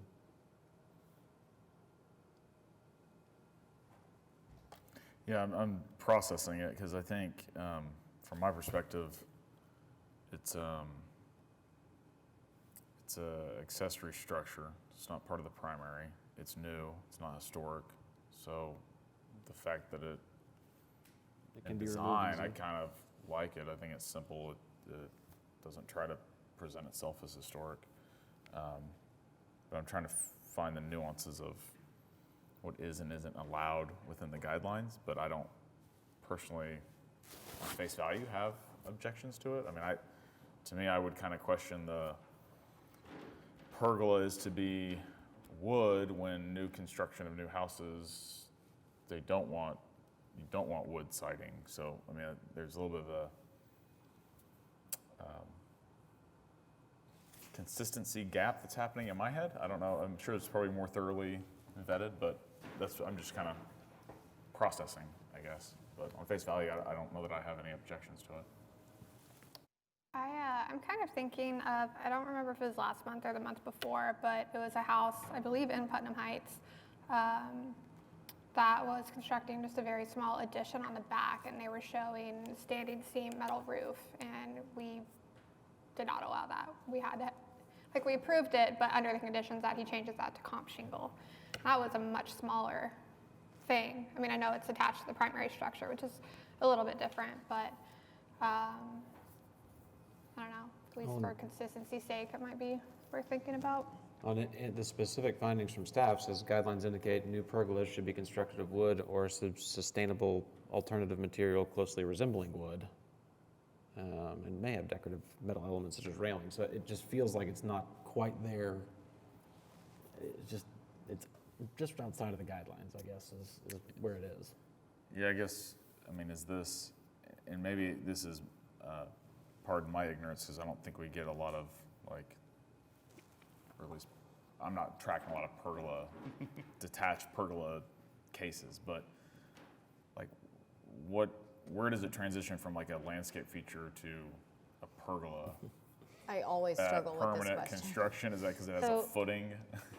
Yeah, so the guidelines specifically call out and define pergolas as an element, partly because we have historic pergolas. So there's a whole section on historic pergolas and trellis. But then within the landscape elements section of the guidelines, that has guidelines specifically for pergolas on height and material and visibility, proximity to the historic structure, that sort of thing. You all don't see a lot of them because usually they're administratively approved. Usually they come in and they're below the height limit and they're not visible from the street and they're wood and they can be approved by staff. So that's why this one is before you today. I think you have guidelines in the staff report that are referencing both the landscape elements and accessory buildings, because this one it will have electricity run to it. It is, on a concrete footing. It's not a kit from the store that you can set up and kind of anchor and pick it up and move it. It's a more permanent structure. It's metal, so it's not going to deteriorate quickly the way perhaps a wood pergola might, break down more rapidly and need to be replaced. So that's why we pulled both of those. It's a little more permanent. Yeah. This pergola in Yeah. and of its construction, I think, is a little more permanent than a normal wood one. Is that fair to say? Yes. And you mentioned height just now. Yes. What is the requirements for height, So- and where are we with this pergola compared to the? I think we are actually okay on height. Okay. They are at 9 feet to the top of the pergola,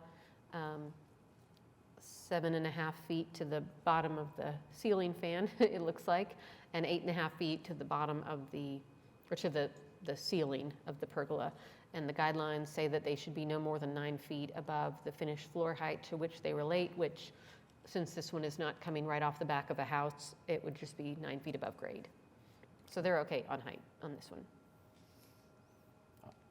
I'm certainly not opposed to either of these and supported approval and could support a continuance. I think you can make the argument that if you were attempting to try to be more contextually sensitive, that it would be more obtrusive to the historic context. Sure. And also, it's in the backyard. It's not visible from the street, correct? It doesn't, I don't believe so. It is, Right away. it's offset from the house, so, looking at an aerial photo and thinking line of sight from the street to the pergola, so it would be beyond that fence. So is it in officially- reality, you're likely not going to see much of it, if any of it, because it'll be all the way to the back of the yard. So it's not in the side yard? It's not in the side yard, but it's to the side of the house, if that makes It's sense. encroaching on the side yard? Well, is it a double lot too? It's a large It's a lot, huge so they lot. have a lot of room Yeah, to the side. Then the side to of work his with. backyard is what. okay. So currently, standing from the street, if you was to look, like towards that fence, because the land kind of goes down, so you drop like 1'6" from that area. You can see up to 9'6". I kind of held up a big old piece of wood and measuring it, so I'm like, all right, I'll put this here. I'll go see what I can see from the street, and that's the point at which you can start seeing. Okay. Should we check in with public on this one? Is there any members of the public wish to speak on this particular item? All right, excellent. Not excellent. We love it when the public speaks, but excellent in terms of efficiency today. So just to show that, the house is there where it says main building, and then the pergola is offset from the house. So it's not behind the house. The garage is more so behind the house, but it's all the way to the rear of the yard. So are we looking at is this like the full thing? I need to jump back to previous CAs. Do we have a CA for the pool and the garage, or am I looking at the Yes, site plan the completely wrong? garage is approved, the pool is approved, and they are just waiting on the pergola and the gate. I say we do it. I'm They are- conflicted, so I'm going to defer to somebody else to make a decision on this. I do think it changes entirely the way I'm viewing it, not, on the handout, not being able to see in actuality what's going to be there. It makes a lot more sense to look at this site plan versus that handout. On the site plan, based on that, I could probably get there. And clarification, is just you've got some product information. There's not like a actual elevation. It's 4 posts top Yes. with. Like I submitted, it's basically aluminum. It's like dark bronze aluminum. Right. I just meant there's not like because one of the pictures has like a fireplace built. It's just the 4 posts and the covered portion. It doesn't have like a wall or a okay. Okay. I guess my problem is it looks like a carport to me. And now seeing where it's going to be placed, just a metal structure out there, I'm not in favor of it. Just my view. I see your point on the carport, but I mean, the garage, it's going to be back from the garage. I mean, I don't think it necessarily reads as a carport, though. I didn't say it reads as a carport. I say it looks like a carport. When you look at the picture of what was presented, it looks like the carport I used to have at my house that I tore down because it looks so bad. Okay. So that's just my view of it. So I'm not in favor of it. Fair enough. I think based on like seeing the site plan and the connectivity of the pool and the surrounding area, I probably am unopposed. As a standalone, I was probably opposed, but I integrated into the full picture, I'm a little more in favor of it. Do we need a motion? I would love a motion. How do you feel about it, John? I don't know. I would motion approval of HPCA-23-00123. Are there any specific findings, unique circumstances, things of that nature we need to add to it? And is this for the gate and pergola together? For items 2 and 3. Is it 2 and 3? Am I reading this right? 2 and 3, yeah. That over there is the ward. You're looking at the ward 2. Yeah. Here we go. Yeah, install driveway gate, item number 2, install pergola and paving, item number 3.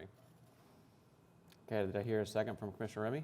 Just Commissioner Gaines. to real quick, we have findings and unique circumstances recommended for approval of the gate, but because we did not recommend approval of the pergola, if there's anything you wanted to add to those findings to support approval.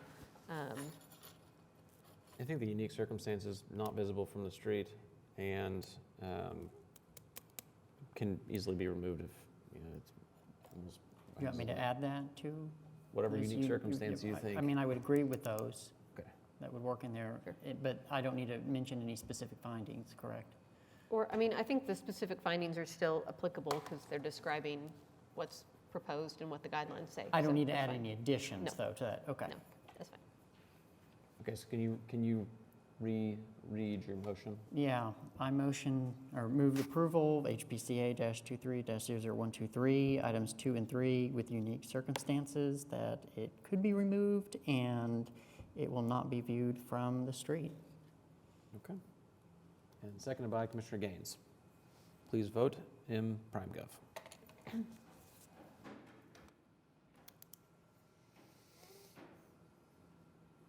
Okay, that item passes with a vote of 6-1.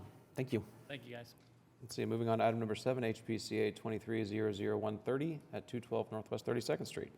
This is in Edgemere Park, Ward 2, consideration and possible action on application by Kimberly Bustillo, 10 Key Remodels for Joshua Layton for a certificate of appropriateness to 1, remove and replace front dormer window and siding, elective, 2, remove chimney, elective, and 3, remove 3 windows and add French doors, elective.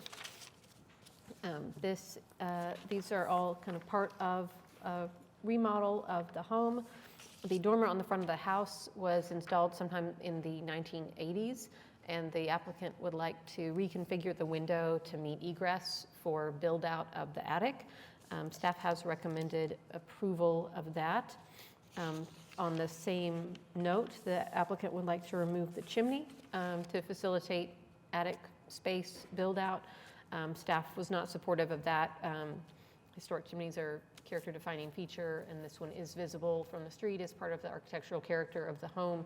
And we have seen other properties be able to work around an existing chimney to make it work from the interior so that it works for their space. And then I believe we did recommend approval for the French doors on the rear of the house. Those are not visible from the public right-of-way. Okay, can you state your name and address for the record, please? Kimberly Bustillo, 1524 West 3rd Edmond Road. Perfect, thanks for coming in today. Okay, so staff's recommended approval on patio doors, approval on the windows, and the continuance on the chimney. I will say, from a removal of the chimney perspective, I think that might be a tough one to push past the commission.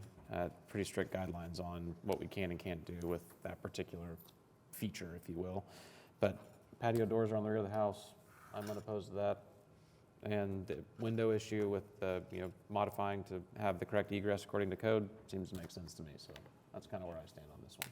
Yeah, same. I think I'm in complete agreement with the staff report. Certainly understand the desire to get as much square footage out of the attic as possible, but I don't think I could get there on the chimney. Any other comments from commissioners? Would you like to address any of those comments too, please, as well?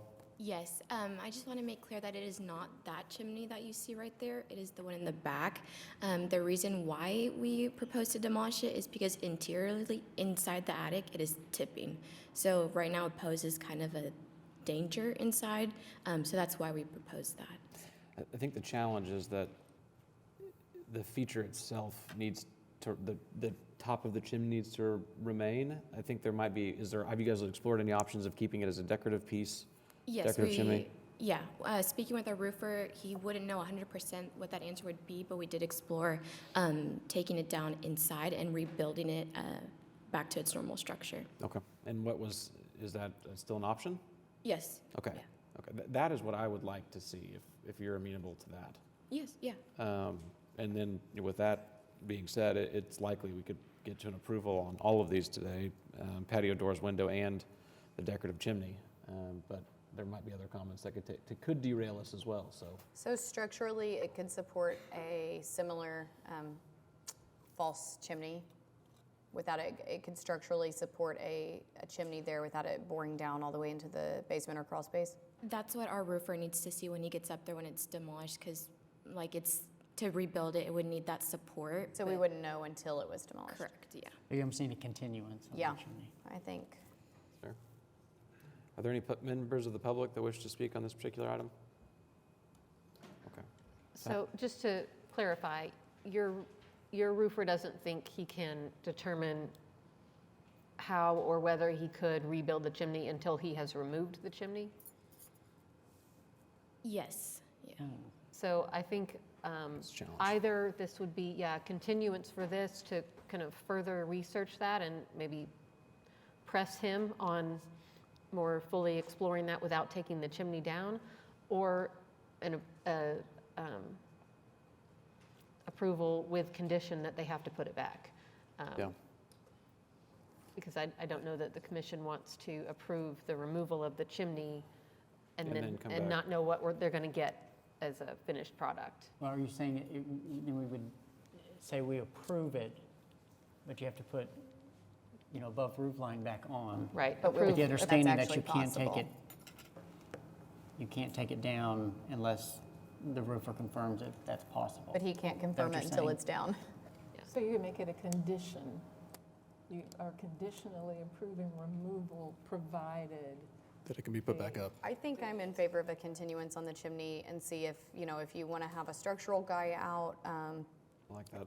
have an engineer out, have maybe another roofer or something like that, to see if there's an avenue for getting a secure answer on that condition. Yeah, and I would think I don't know if this helps or clarifies, I mean, without seeing detail, I don't see enough detail in here for me to really see what that chimney construction is, but if what you're saying, sounds like it's load bearing all the way down to the ground floor? Correct, yes. Yeah, so as long as you get an engineer that can support that brick somehow, you can, I think what the commission's saying, you can clear it out on the inside, just as long as that top's expressed and maintained, you can do that. I don't think you need a roofer to verify. The question is, how do you do that? So if that's the constraint, that it is maintained and that's a condition, I don't think that needs to hold up the show. It's just, how is that done? So any work you do on the interior, including removing the chimney, does not require SCA, as long as you don't touch the chimney on the exterior.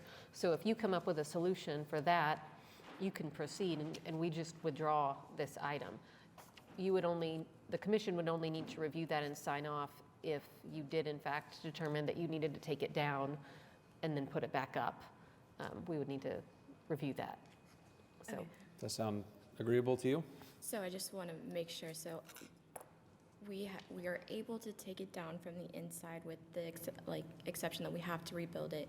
If we have to take it down, then we have to come back and get that certificate of appropriateness. even to take it down and rebuild it, you would need a certificate of appropriateness. So I think if we could get, from an engineer or whoever your, appropriate contractors are, if we could get some clarity on the plans regarding whether it will be taken down and rebuilt, we could see you next month with those plans and hopefully approve it then. I think today we would be looking at approving the windows and siding with regard to the dormer on the front. Yeah, so just The so we're French clear, doors. what we're saying is Yes. if you had a contractor out there and they were able to remove brick and temporarily shore what's held just below the roof line, and then you can kind of figure out interior how you want to permanently affix that structure or support that structure, you can do that without any CA. As soon as you have to start removing anything outside of that roof line, that's when you're triggering the condition or the requirement. okay. But if they can support it from underneath, then you don't have to even come back. You don't even have to come back to us. If you're never taking it down, not even to rebuild it, we don't have to see you because we don't regulate anything on the interior of a building. So if he's able to shore it up from inside before he starts demolishing the interior aspects of the chimney, you're good to go. Okay. So if you have to take it down to rebuild it, you got to call him again. Then we come back. Okay. So with that, I would motion to approve items 1 and 3 of HPCA 23-00130 with the unique circumstances and specific findings and conditions noted in the staff report. I'll second. Moved by Commissioner Jordan. I think that was Commissioner Milner. Yep. Second by Commissioner Milner. Please vote in prime gov.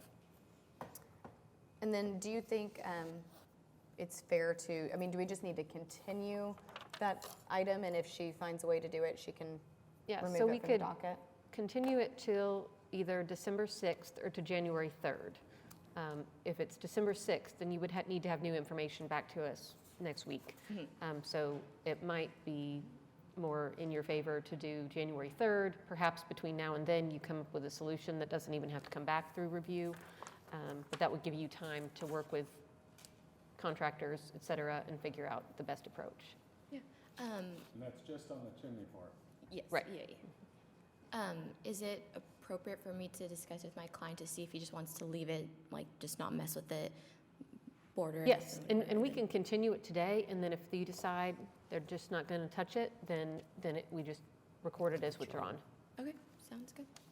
Okay, so I will motion to continue item 2 of HPCA 23-00130 to the January 3rd? January 3rd meeting. I'll second. Moved by Commissioner Jordan, second by Commissioner Milner. Please vote in prime gov. Okay, the previous motion was passed unanimously. This continuance is also passed unanimously. Thank you. Thank you. All right, we'll move on to item number 8, HPCA 23-00131 at 2120 Northwest 27th Street. Sorry, all. I thought I turned the microphone off before I coughed. I apologize. This is Shepherd, Ward 2, consideration and possible action on application by Peter Marquez for certificate of appropriateness to 1, demolish garage elective, 2, demolish concrete patio and steps elective, and 3, demolish shed elective.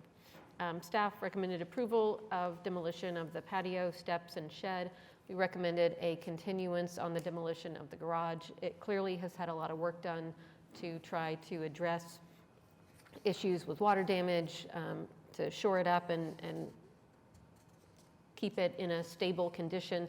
But staff felt that it might be useful to find more information about other alternatives to, redirecting the water away from the structure or other means of repairing the building short of fully demolishing the garage. Hi there. Name and address for the records, please. Yes, I'm Peter Marcus, 2121 Northwest 27th Street.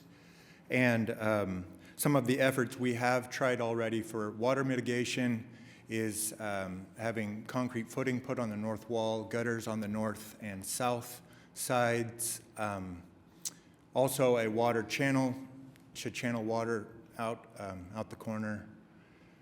And it doesn't work. Other things that have, as far as structurally, just to make the building more sound, you may see in some of the pictures diagonal 2x4 bracing. After squaring the garage, that was in 2016, and that has held. It no longer has a terrible lean, except some aspects still look like a Tim Burton movie. We do intend to rebuild the garage after demolition. Some of those reasons, I don't know if they appeared in the application. One of them to make it safer in height. My wife suggested I actually come with a bandage on my head. There's a scab right here. When the garage is open, I hit my head at least once a month. And I'm a smart person. Also, to make it more modern, to fit a modern vehicle, we do use the garage for our vehicles. Example is a 2012 Highlander. Currently goes almost door to door, north to south wall. And that is with the space, the 2x4s taking that much space from the north wall, and then of course the support structuring of the garage door.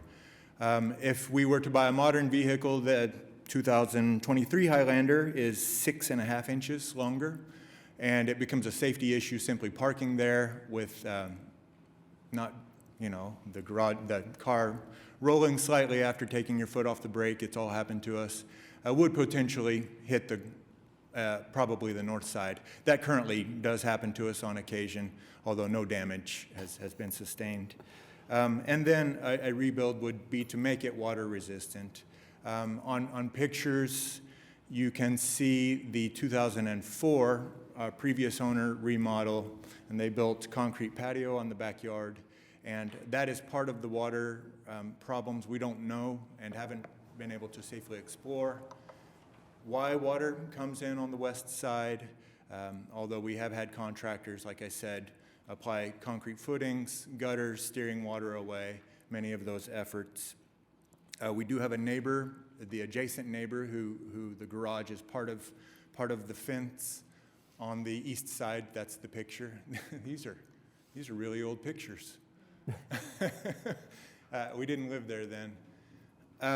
She is in support of this and is aware of a possible project. In a separate CA in rebuilding process would also need to include affected fence and affected garage floor, not part of this initial demolition. We haven't pursued any rebuild plans or anything else simply because of the cost, without knowing that the garage can be demolished itself. Numbers 2 and 3 on the application would be affected.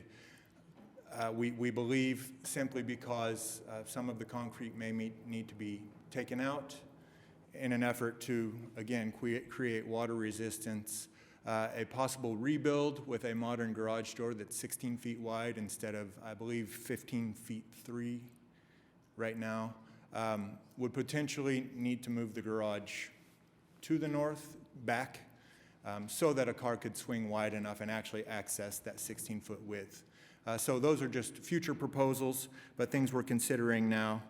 And primary reasons. I don't believe it's set to fall down anytime soon because of the extensive efforts we've made. But in addition to aesthetic, you can see in pictures the garage sags, and we've also tried to mitigate that. My dad broke his hand in the process, for the record, so there we go. And so aesthetics, but then also safety and for modern vehicles that equate to the vehicle we currently own. Okay, thank you. That was very, very thorough. I appreciate that. Thank you.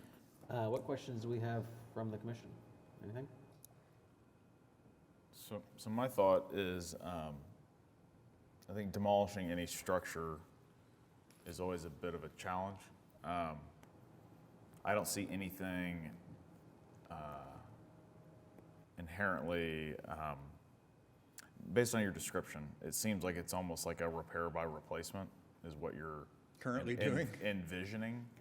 And I don't personally have any objections to modernizing the size of it as long as it still maintains the character of of the structure. I think that the challenge or my potential issue is that this is a step one, phase one of that future proposal. Mm-hmm. It would be easier to propose a repair by replacement, scrape, rebuild with that plan in mind and hitch those together, as opposed to approve the demolition, and then in 6 months, we come back and we see a 2-story garage, and we see something else of, You're whatever wanting that to see is. them both together. I think it makes this, Palatable. it makes the unique circumstance that you've tried to put Band-Aids on, and this thing really needs to be repaired by full replacement. Yeah, I think it'd be easier to advocate for your proposal, seeing what we're looking at replacing it with. And I think part of the challenge too is that when you look at it just from the pictures and the documentation that you have, it looks like it's standing well. It looks like, it's functioning. It's not about to fall over, not about to fall on top of somebody. And so that, I struggle with that part a little bit too. And I think, to your point, having something that we say, okay, like kind replacement, yeah, that makes a lot of sense. And I don't want you to get down the road and then come back and get it rejected when, because in my mind, when you say modernized, well, I think you can fit SUVs in an 8-foot ceiling. But if you come back with a 12-foot ceiling because you want all this storage or whatever, those variables change a potential approval for that.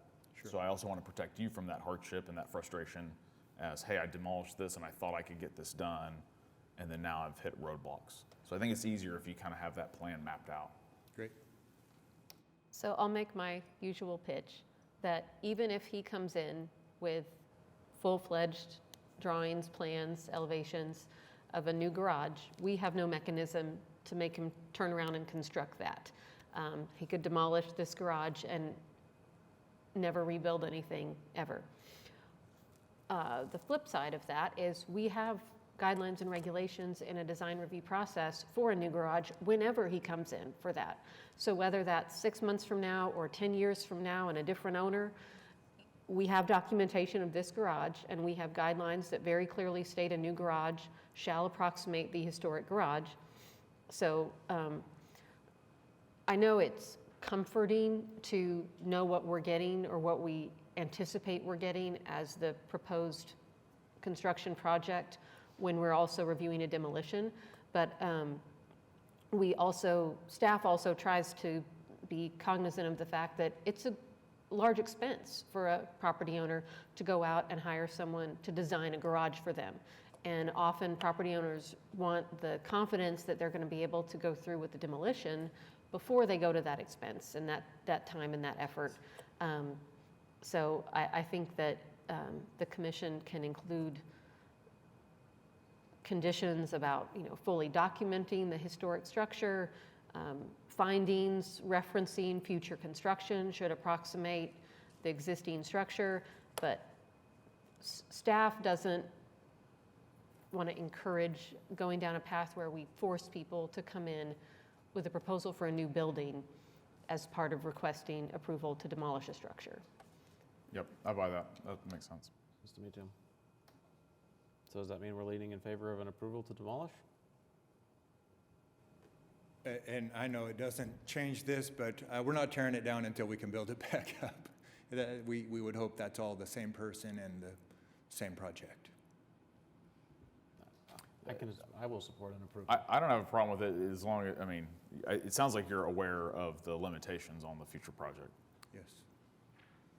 Any The members of things the you public mentioned, wanna we can't do a 2-story most likely. We don't have adjacent neighbors that have 2 stories, all those things. Yeah. Yeah, and Katie's helped me a lot with that. Do we have any members of the public wish to speak on this project? Okay. Do we have a motion? Actually, I'm sorry. How long, if a certificate were approved, what is the expiration of that? What is the answer to that? The CA is good for a year.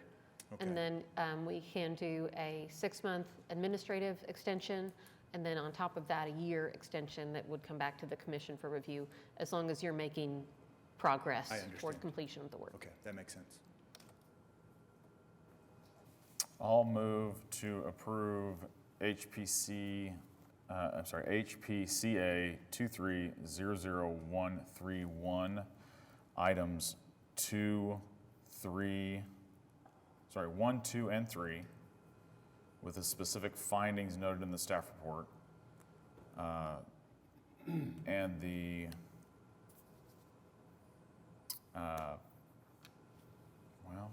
do I need to do those separately? I was trying to lump it all into one. Well, because yeah, I guess the findings still apply, right? Okay. Approve HPC 2300131, items 1, 2, and 3 with the findings of the staff report. I guess that's it. Is there a unique circumstance on demolishing the garage that you want to add? None that aren't in the Okay. guidelines. Excellent. Okay. We have a second. Moved by Commissioner Remy, second by Commissioner Gaines. Please vote in PrimeGov.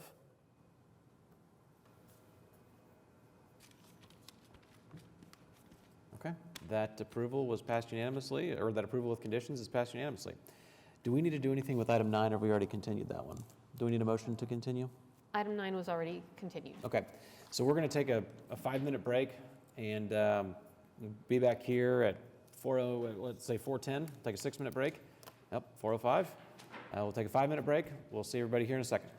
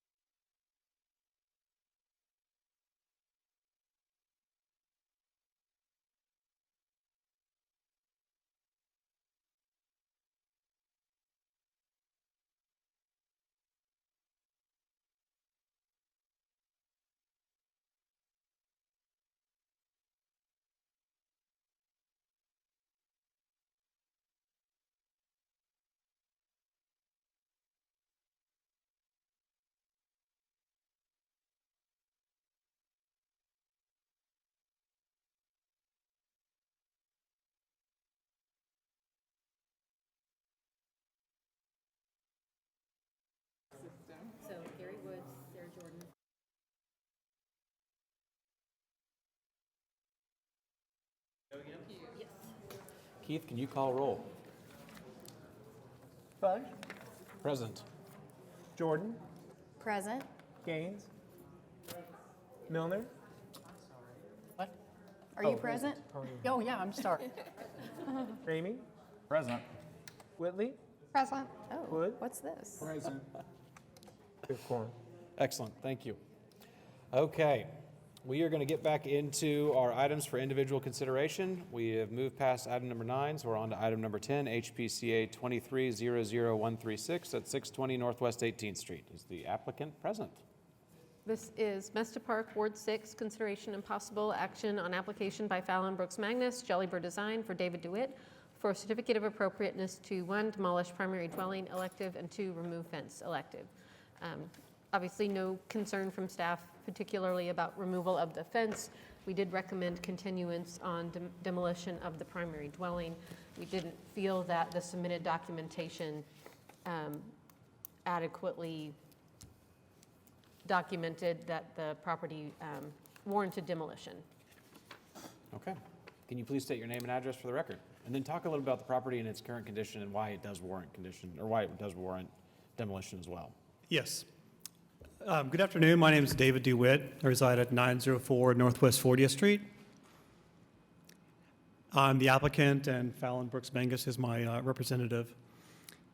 So I want to start with saying I understand the gravity of this. Asking to remove a structure from the historic districts is a big deal, and I take that seriously. I'm not a speculating real estate investor trying to remove a structure to earn money. I'm a long-term resident and community member of the historic districts, been through this process many times, and I cherish the districts and the kind of safety they give to the residents for the design rules. So this structure is, and so for background, again, we're not buying a house to try to tear it down. For background, we own a house across the street, 621 Northwest 18th, where we plan to move to. And this house is across and one over, and from our porch, we can see it. And if you could see the front facade, you'd notice that it's kind of an architectural Frankenstein property. The original structure was like 1,000 square feet, and now it's 1,700 feet. So about 45% of the property is non-historic, non-conforming, and the resulting structure has no identifiable kind of architectural consistency, and it's a real eyesore to, well, me, as I said, and anyone passing through the district, and we think it's a detriment to the historic character of the area, and the best resolution would be its removal and being replaced with a structure that is built with the complete conformance to the HP guidelines and reviewed by the HP Commission. I'll give a couple more notes, then Fallon will come step in. So about the structure, Fallon will get into some details, but I want to say that I've seen applicants just not want to do renovation. They want a bigger house, they don't like the floor plan, they don't like lath and plaster, they petition for this. We're not those people. I myself have administered maybe $60,000 of foundation work in the last year for 2 properties.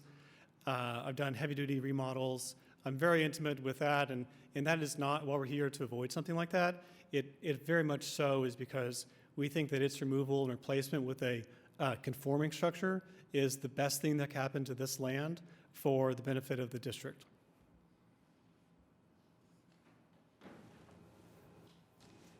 Hello, Fallon Brooks Magnus, 733 Northwest 22nd Street, representing the applicant.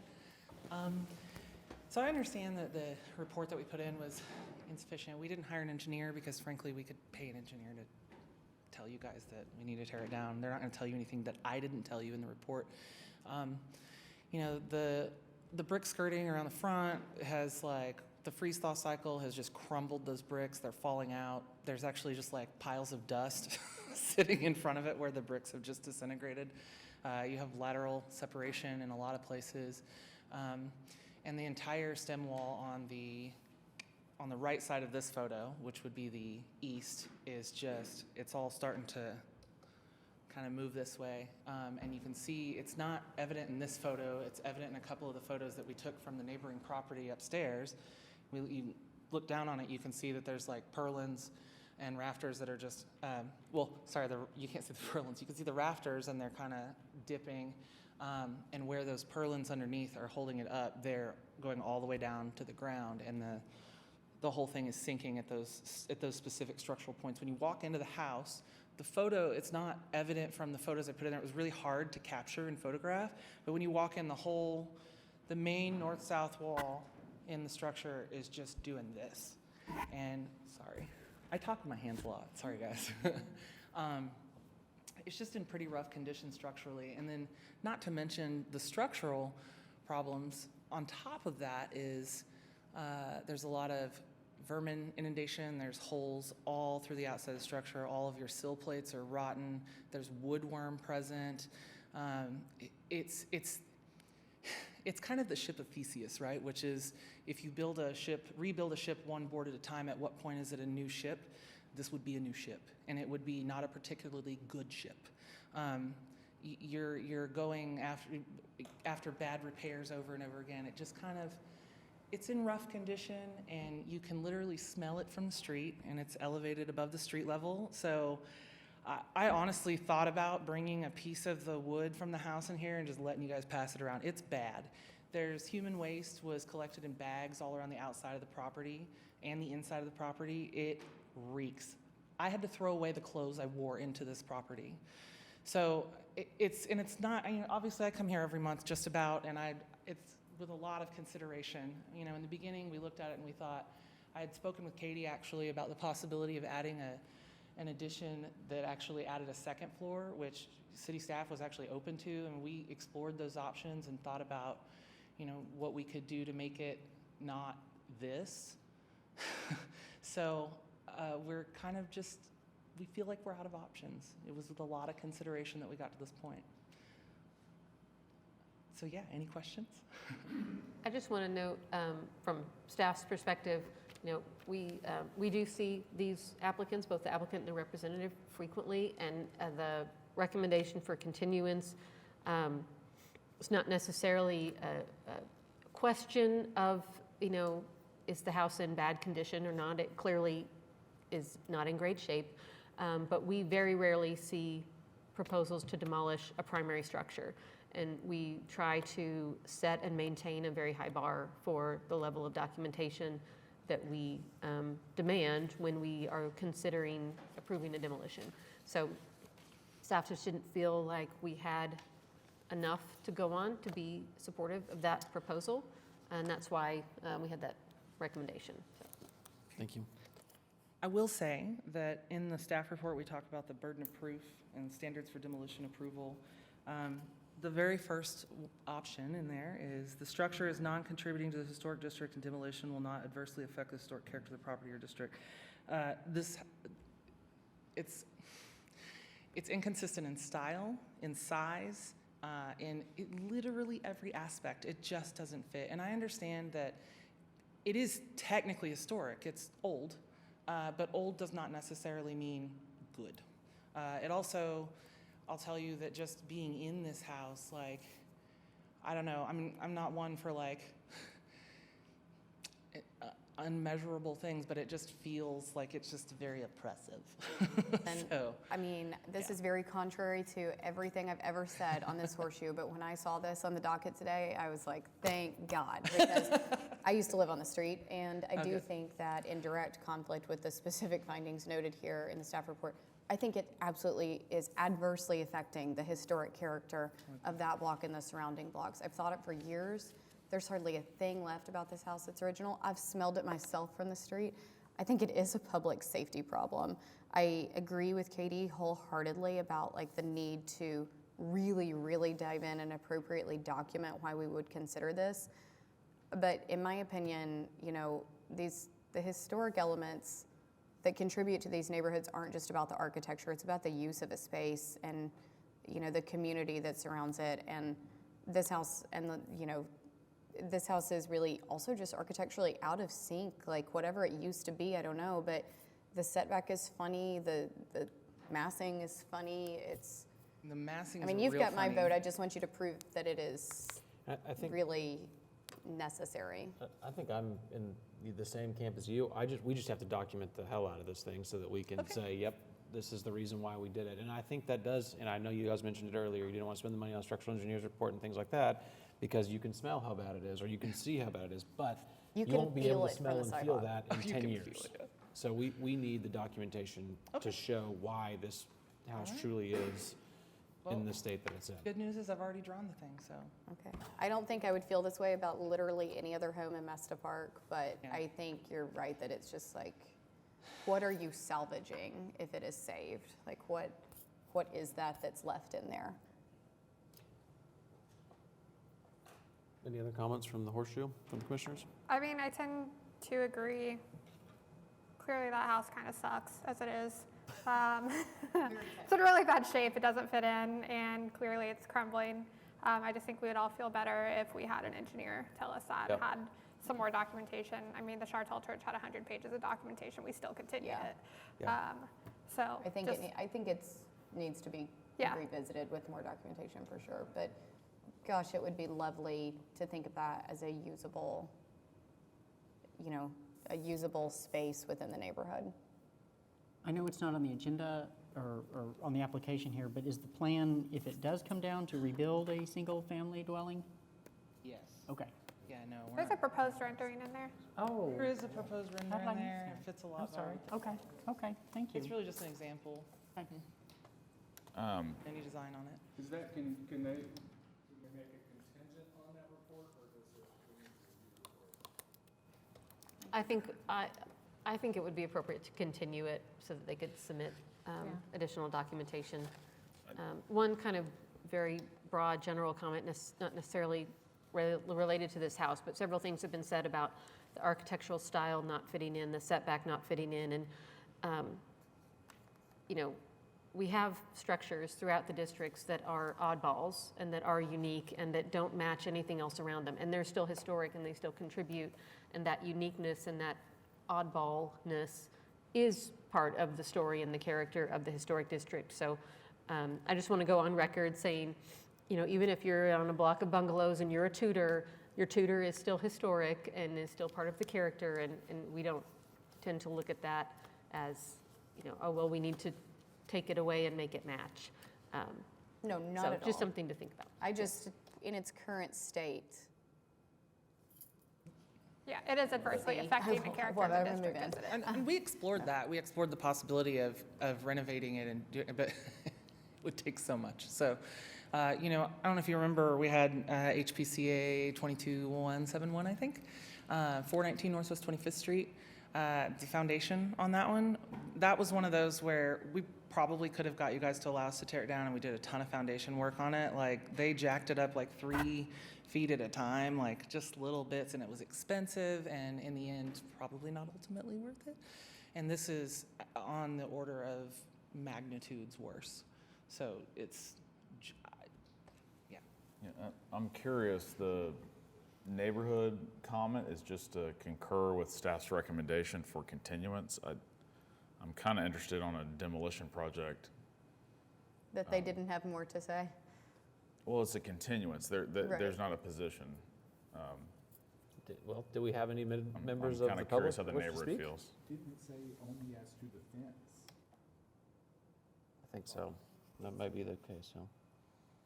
Because I agree with Katie, it's a slippery slope. I mean, I don't think anybody here is going to sit up and say this is We agree with Selectmen with respect to the proposed fence. nice looking. They didn't say anything But about the demolition. that's because it's not nice looking. That's not a reason. No, this one. Yeah, Second so, one. the neighborhood association said we concur with staff's recommendation for continuance, and then it's the next item that was about the fence. Staff can certainly follow up with them to say this was continued, but if you have any further comments, the commission would love to hear it. I think it says a lot that if the neighborhood didn't oppose a demolition outright, I think that is quite striking. But I would motion for a continuance as it stands. I think that's the simplest support and that. best. Okay, well, I motion to, Do we want to members of the do, we need, members of the public, and then if they want December 6th or January 3rd. Fallon, does there Sorry, date? say that one more time. We can continue till December 6th or January 3rd. December 6th is going to be really tight because we've got multiple holidays between now and then, so just. And while we're doing that, are there any members of the public that wish to speak? Okay.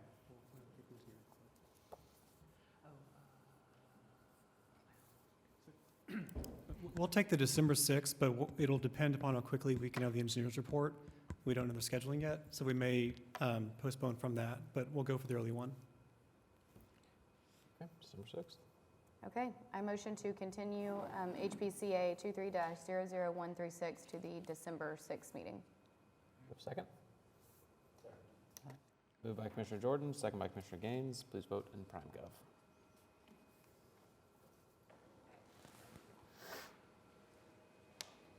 Okay, the continuance was passed unanimously. Thank you.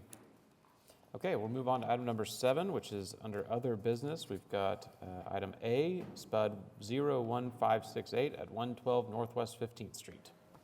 This is in Heritage Hills East, Ward 6, consideration and possible action on a request for recommendation from the Historic Preservation Commission to the Planning Commission regarding a request to rezone to a simplified planned unit development in accordance with the regulations of the R4 Residential District, Historic Landmark District, and Heritage Hills East Urban Conservation Zoning District, except with restrictions and uses as called out within the proposed SBUD.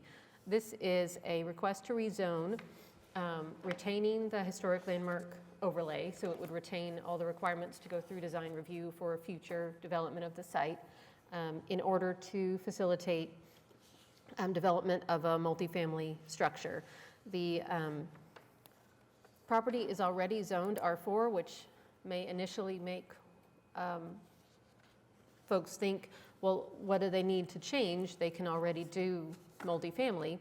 However, the bulk regulations, the standards for things like lot size, lot width, building height in our current R4 zoning district would not allow for much beyond a single-family home at 20 feet, 1 story in this location.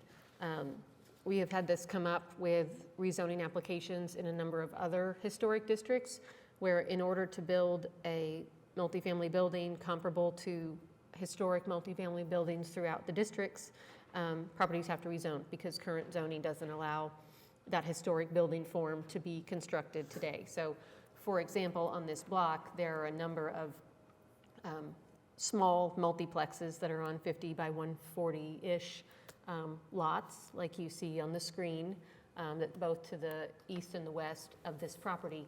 You couldn't do that under R4 right now. You would have to either do a SPUD or get a long list of variances approved through Board of Adjustment.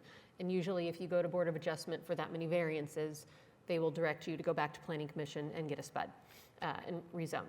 So that is kind of the impetus for the rezoning, is to be able to build something of a comparable density and scale to what is already prevalent on this block in Heritage Hills East. And staff generally supports those elements of the proposal. Staff did raise concerns regarding the portions of the SPUD that would allow for the lot to be subdivided into multiple smaller lots.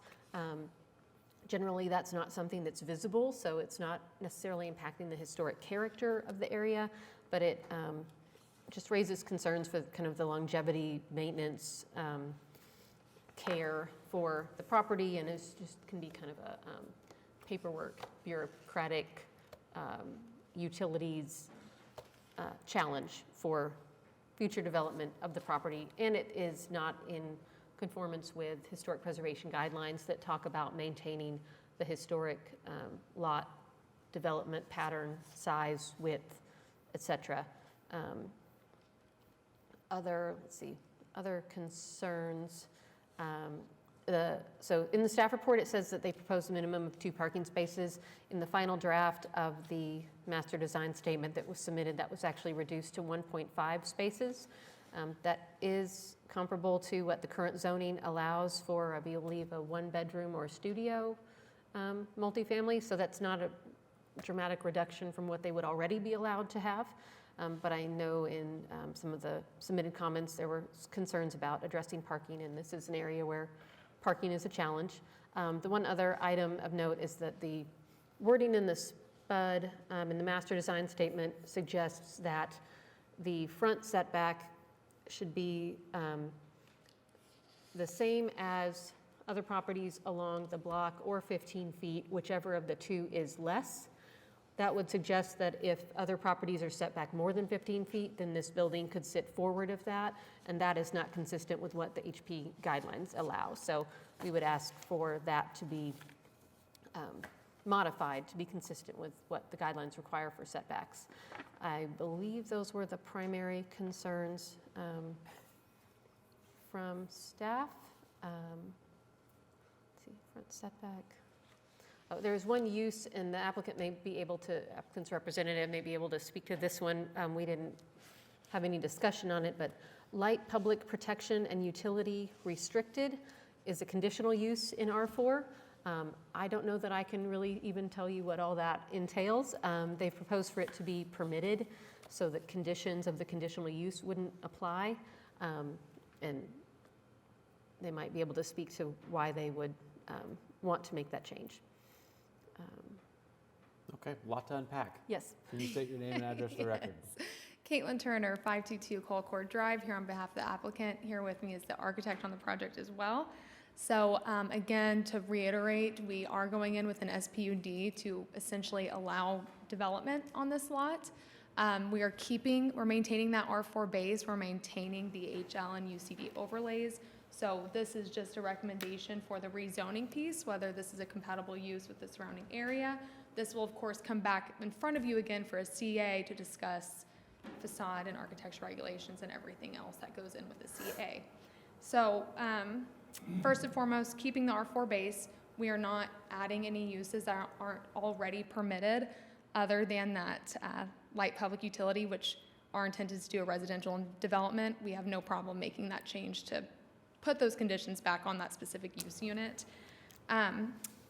The other reason for the SPUD application is because the intent is to plat and sell these. So we really had to kind of adjust it accordingly for a townhome development.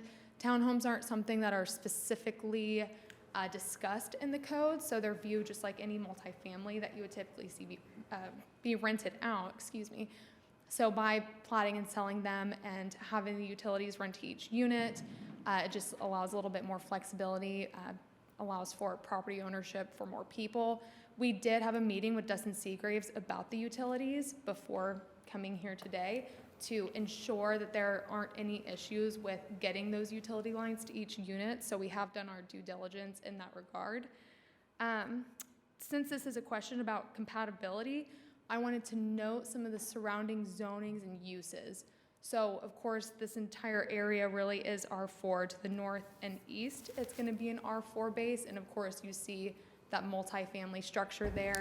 And I believe what appears to be an abandoned multifamily structure on the other side of this lot. To the east, there's also C4, which is a very high intensity commercial use. To the south just to the south, there's also C4. There's that CrossFit gym there. I think on the aerial, you can kind of see some of those uses that surround this lot. So in terms of compatibility, we have multifamily surrounded by multifamily. I know that in the master design statement, we reduced the parking to 1.5 spaces. We have no issue increasing that to 2, which would meet the code requirements. So if we weren't doing anything, we would only need 2 spaces anyways. This is an infill development. This is gonna prevent a vacant lot from sitting here for however long, or like the property to the west with the abandoned building. I believe that it'll bring some life to this street and just encourage that continued infill, which of course the city is often seeking rather than having vacant patchwork type lots around the area. The staff report is generally favorable, and they do recommend approval with conditions. The conditions are kind of laid out as an either or, so the first one being the either, and then 2, 3, and 4 being the or, and we are agreeable to 2, 3, and 4. So we have no issue modifying that one use unit to make it a conditional use rather than permitted. In terms of the lot width and size retain, the SPUD being modified to address utility easements, frontage requirements, et cetera. We do, in the most recent draft of the master design statement, we did specify those lot frontage specifications and setbacks and things like that for this development. And then we ensured that there wouldn't be any issue with utilities down the road. And then the last one, that the SPUD be revised to establish a front setback that's consistent with the abutting home. So our architect did go measure based on the survey, and it appears that the other homes are at 15 feet in setback. So the language that we drafted is language that I've actually used on other projects in the city that, of course, did not have to come before HP, but is generally what we use there to make sure that it is in conformance if there is a little deviation on one of the sides or one of the homes on either side, because we do want to maintain that consistency along 15th. That's also why we have that, well, I don't know if you can see the renderings. Of course, they're conceptual, and we'll come back in front of you, but we do have also in the master design statement that the front townhome immediately along 15th faces towards 15th Street to maintain that consistency as well. In terms of the height, we are seeking a 2-story, 35-foot in height development. Again, as you can see, that's consistent with both properties on either side of the specific lot. So we are maintaining consistency with everything else that you see on this street. We're wanting to, appreciate and respect what is existing on this street and hopefully create a development that will just add to this area and its character. So I know that's a lot. I'd be happy to answer any questions that you have. I know that we did receive a protest letter. I think that the main concern is basically just with an SPUD, which again, we would not be able to really develop on this lot without one. And the other issue, I believe, is namely parking, which again, we are happy to just meet code and have those 2 spaces per unit. They will be garage spaces, which I think is extremely beneficial, as you don't just have some parking lot that's visible from any kind of right-of-way. They will be tucked under and allows for more development to be seen rather than concrete. So happy to answer any questions that you all have. Okay. What questions? I mean, staff's recommended approval. I think the information that we just heard, it seems like they're addressing most of the concerns that have been raised so far. I have questions. What's Thank that? you. He's got questions. Excellent, go for it. I don't have questions for you. So Oh, if you want to okay. sit down, you're welcome to. I have staff questions. So if it's zoned multifamily, and I understand what, I can see what they're doing, I just need a little help with understanding that they can't build multifamily without the SPUD? They If could it's build like a zoned? 1-story single Right. building. So multifamily. I think I've got it in here, so let me look at it without, Well, just to kind of briefly, I know that the setbacks would be vastly different than surrounding areas. That would be a huge issue with the size and layout of this lot and then surrounding, because I know that setback would just, it would look very out of order with this street. So their current zoning, the R4 base zoning, would require a minimum lot width of 100 feet and a minimum lot size of 7,500 square feet for development of anything greater than a duplex. This lot is 50 by 180, I think. So they're well below both of those metrics. And then in addition to that, R4 has a provision that if you are abutting HP or HL, you can be no taller than 20 feet 1 story. So all of those things together really limit what could be built on this lot without some sort of zoning relief. So what's the history behind the rest of the block? Because those facilities I think they just effectively are non-conforming. greatly outdate when any of this was drafted. I mean, those buildings are 1920s. Yeah, we've just changed zoning laws Yeah. since then. I mean, it's the whole missing middle thing. Like, the multifamily of this size made neighborhoods more diverse and added a lot of density, but frankly, every city now has outzoned that, and we can't do that anymore. So having this R4 zoning, like, you can't do that. And if we want to add density and try to address the massive housing crisis we have, I think we have to allow that infill.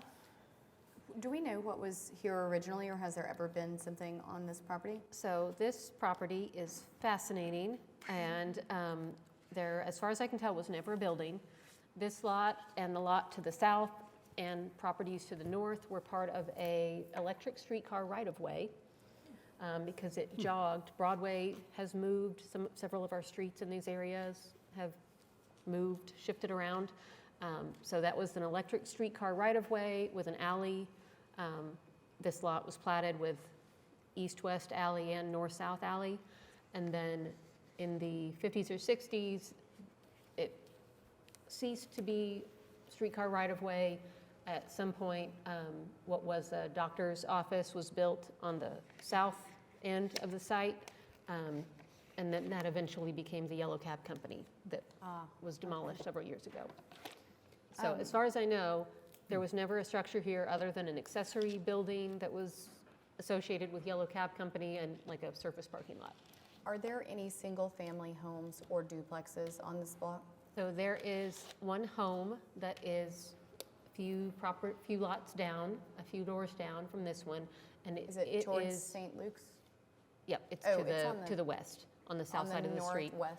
On the south? On the south side of the street, toward the west end of the block, and it is, as far as I know, being converted into a bed and breakfast, an actual bed and that's breakfast, right. not an Airbnb. That's right. So it would be more out of context with the character of this area to do something one-story or single-family. Are there any, so without the spud, it would allow for a duplex, but that's it, right? And are there any duplexes on this block? I or are don't they all think there's multi? anything that's a duplex on this block. It's multifamily and then commercial. With the exception of the newer additions to the Aberdeen, are the other multifamilies believed to be original to the site location? I would have to look back at Sanborn maps to see if there were ever single-family homes on this block. I know like on the south side of the block, there was a single-family home. I think it may be that some of the lots had single-family homes, but by the 20s, we mostly had this So far multifamily. predating an HP designation. Yeah. And that's kind of population boom in the 20s, streetcar expansion in the teens, 20s. Housing crisis. You know, 1920. all of this, yeah. But truly. Density creeping up from downtown closer and closer into the neighborhood. Well, I personally don't have a problem with the spud, and I think it makes a lot of sense to kind of complete that block in the manner in which it already exists. I do feel really strongly about the conditions that are attached, and you know, would just be really cautious about what would go on the property whenever that's proposed. But I do, you know, there are neighborhood comments, so I certainly want to make sure they get to address those. Without any knowledge of, you know, any single family, any amount of density of single family homes there, to me, a well thought out development using the spud makes more sense than what would probably be allowed there currently. And I'm even more encouraged by the fact that it will be a forced sale product. It's not just some, you know, shoddily thrown up apartment. You know, it's not going to be people coming in and out all the time. These are people who are going to purchase this and live here and stay here and take pride in the property that they own too. I do share staff's concerns over splitting the lots and like just the manner in which that's complicated and what it might look like 30 years from now if, you know, the owner in the front unit's taking really great care and the owner in the third unit is, you know, letting it, I don't know.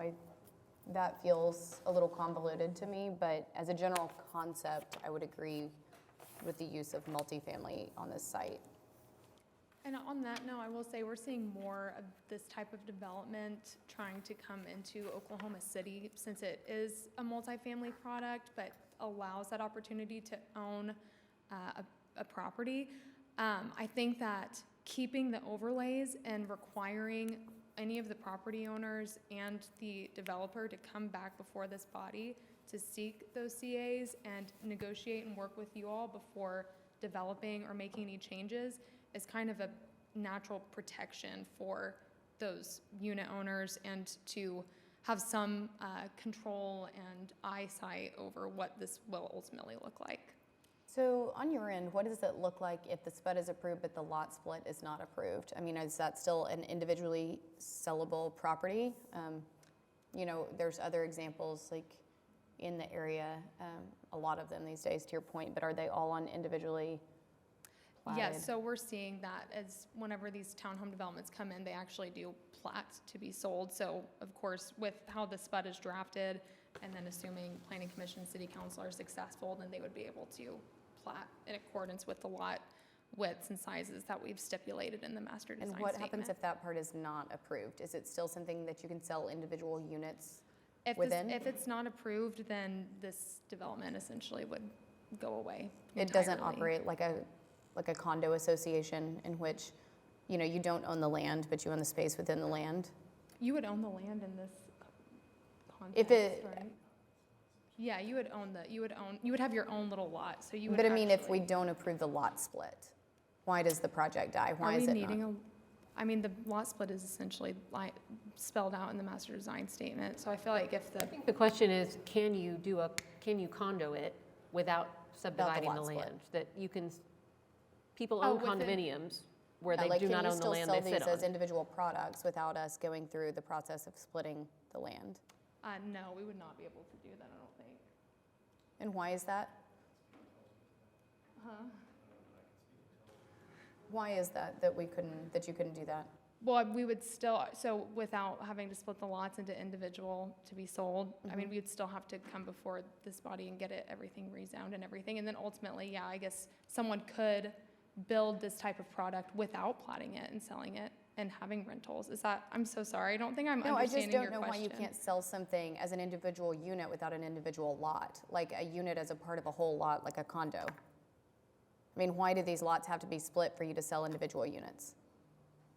Well, we're wanting to actually sell the lot. We're not wanting to just sell the individual units. No, I understand, but why? Like, why can you not? I know you're wanting to, but as a part of this SPUD, you know, it's a request to split the lot into 4. Right. Why can the unit not be sold I mean, individual? it can be sold individually without splitting the lot. I think if you're wanting to purchase a property, you would want to purchase the actual land that it's also on rather than just the unit. But theoretically, we wouldn't have to divide it up and we would still be able to sell these units.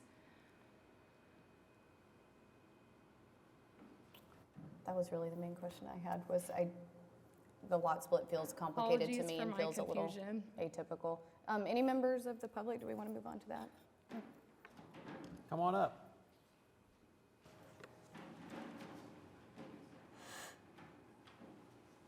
Hello again. Hello. Name and address for the record, please. I've already put it down once. Marva Ellard, 1521 North Chartel. In lots of ways, we're excited about this. New for sale housing in that part of the neighborhood is welcome.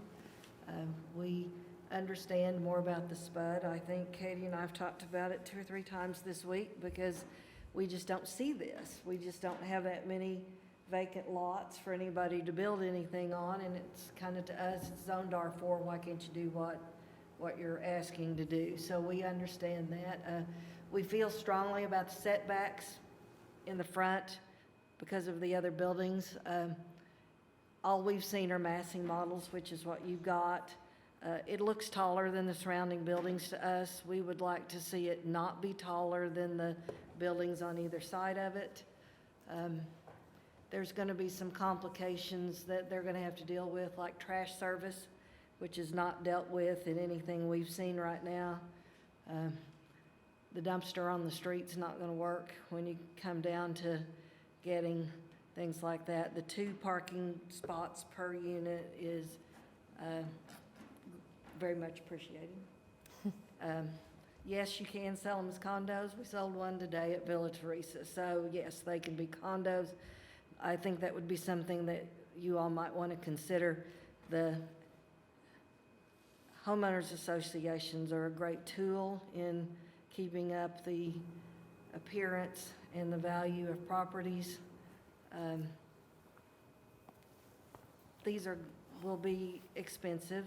Just the land's expensive. To build in our part of town's expensive. So anything that can help maintain the appearance and the exteriors, roofs of the properties is very important. We just sold one at Villa today. And so I would ask that they at least consider that. We sold townhouses at the Hill that were fee simple, but they're still under a homeowners association, so they can be done various ways. And council seems more than adequate to the task of exploring options on maintaining the appearance and continuity. We're anxious to see bigger drawings. I think one of our comments is that it takes up the whole lot. I mean, I just don't know if maybe the owner needs to think a little bit about having a little bit more room in the back for things like garbage cans and bicycles and things like that. But I'm sure we'll get to talk about that again. But the setbacks and the height of it right now are our probably biggest thoughts as far as what might be included in a spud. I don't think the buildings on either side are 35 feet tall. They're pretty flat-roofed buildings. They don't look like they're close to 35 feet. So that would be what we would ask of you all, to make sure that those things are acknowledged and provided for. Okay. Katie, in the staff's Thank you. conditions, does the first condition cover what we were just inquiring about with regard to the lot split? Is that what staff was hoping to accomplish with that one? Yes. Okay. But staff preference would be that the historic lot size and configuration be retained and then the lot not be permitted to be subdivided. And I'll speak real briefly on that since it came up again, and again, apologize for that confusion. So the main reason for wanting to subdivide is it just makes it a more favorable end product. People are going to appreciate actually having some kind of land ownership rather than just owning a unit. I mean, that's just a perk of buying a property, is that you do own land. So it really is just a favorability thing and logistic thing when it comes to future buyers of these units. So apologies again for my confusion. And again, we meet the 2, 3, or we will agree to the conditions 2, 3, and 4. Does anybody else wish to speak on this particular project? So you would not agree to condition 1? Right, that's correct. Again, it's the either or, so we do agree to the latter of the 3 conditions. And the way those were, Planning Commission does TEs, and Right. applicants accept or decline to Or move forward with modify. TEs. Yeah. Ours is really a recommendation to Planning Commission of what they should do. So my suggestion would be to include all of those, indicating the preference is condition 1, but that if they move forward without doing that, then they need to do number 2, as well as the others. I was going to check really quickly on, there was a discussion about height, and I agree. I don't think that the buildings to either side are 35 feet tall. The guidelines do generally support new construction being within the range of heights established along the block. And I think this is a block with quite a wide range of heights, so they may still meet that guideline even if they are slightly taller than the neighboring structures. But the commission may want to determine if you think there needs to be more specific wording related to that requested in the master design statement. Yeah, so heights of new buildings should relate to the heights, roof forms, and cornice lines of adjacent structures and to those of other buildings in the streetscape. In streetscapes with uniform building heights, new buildings should match this height. In streetscapes with varied building heights, the height should align with existing buildings on the streetscape, with particular attention paid to predominant height of adjacent structures. So that's 4.2.6.1 and 2. I mean, maybe we could, when they come back, talk about like a happy medium of heights between the Perhaps see it adjacent and again. whatever the highest is, to try to find a middle ground. Yeah. I think the language in the SPUD is consistent with the language currently in R4 for the HL overlay, so I think that can be part of design review. I would support an approval with the conditions. Yeah. Do we have a motion? I will, let's see.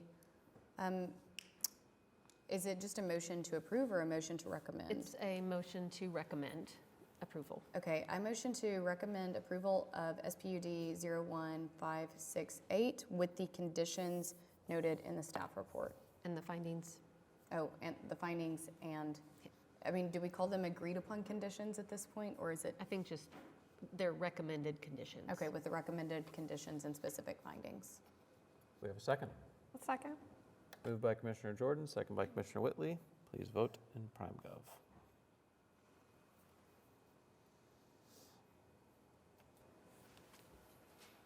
All right, passed unanimously. Thank you. So we have two other items on the online sheet that are not in the agenda that I've printed off. Meeting schedule on item B and C. Is that an issue at all? Well, maybe I just printed it off earlier. And Commissioner Jordan needs to leave. Yeah, we're good. Yes. So we can finish out the rest of this. So Okay. sorry, guys. So, let's see. Item B is just approving our 2024 meeting schedule. I think that's pretty Yes. straightforward. Yep. Somebody want to make a motion to approve that? I move approval of our 2024 meeting schedule. Second? Second. Moved by Commissioner Milner, second by Commissioner Whitley. Please vote in PrimeGov. I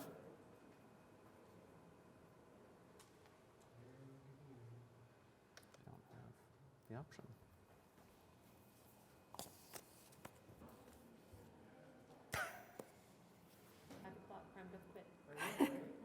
Done. I believe it was Milner yeah. and Whitley. Yeah.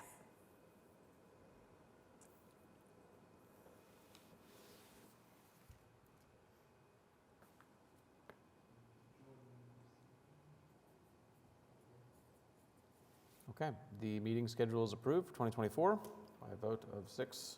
I need to do the same 6-0 for- with one abstaining. If you wouldn't mind doing the same Yep. thing on the I workshop move meetings. approval of the 2024 workshop meeting schedule.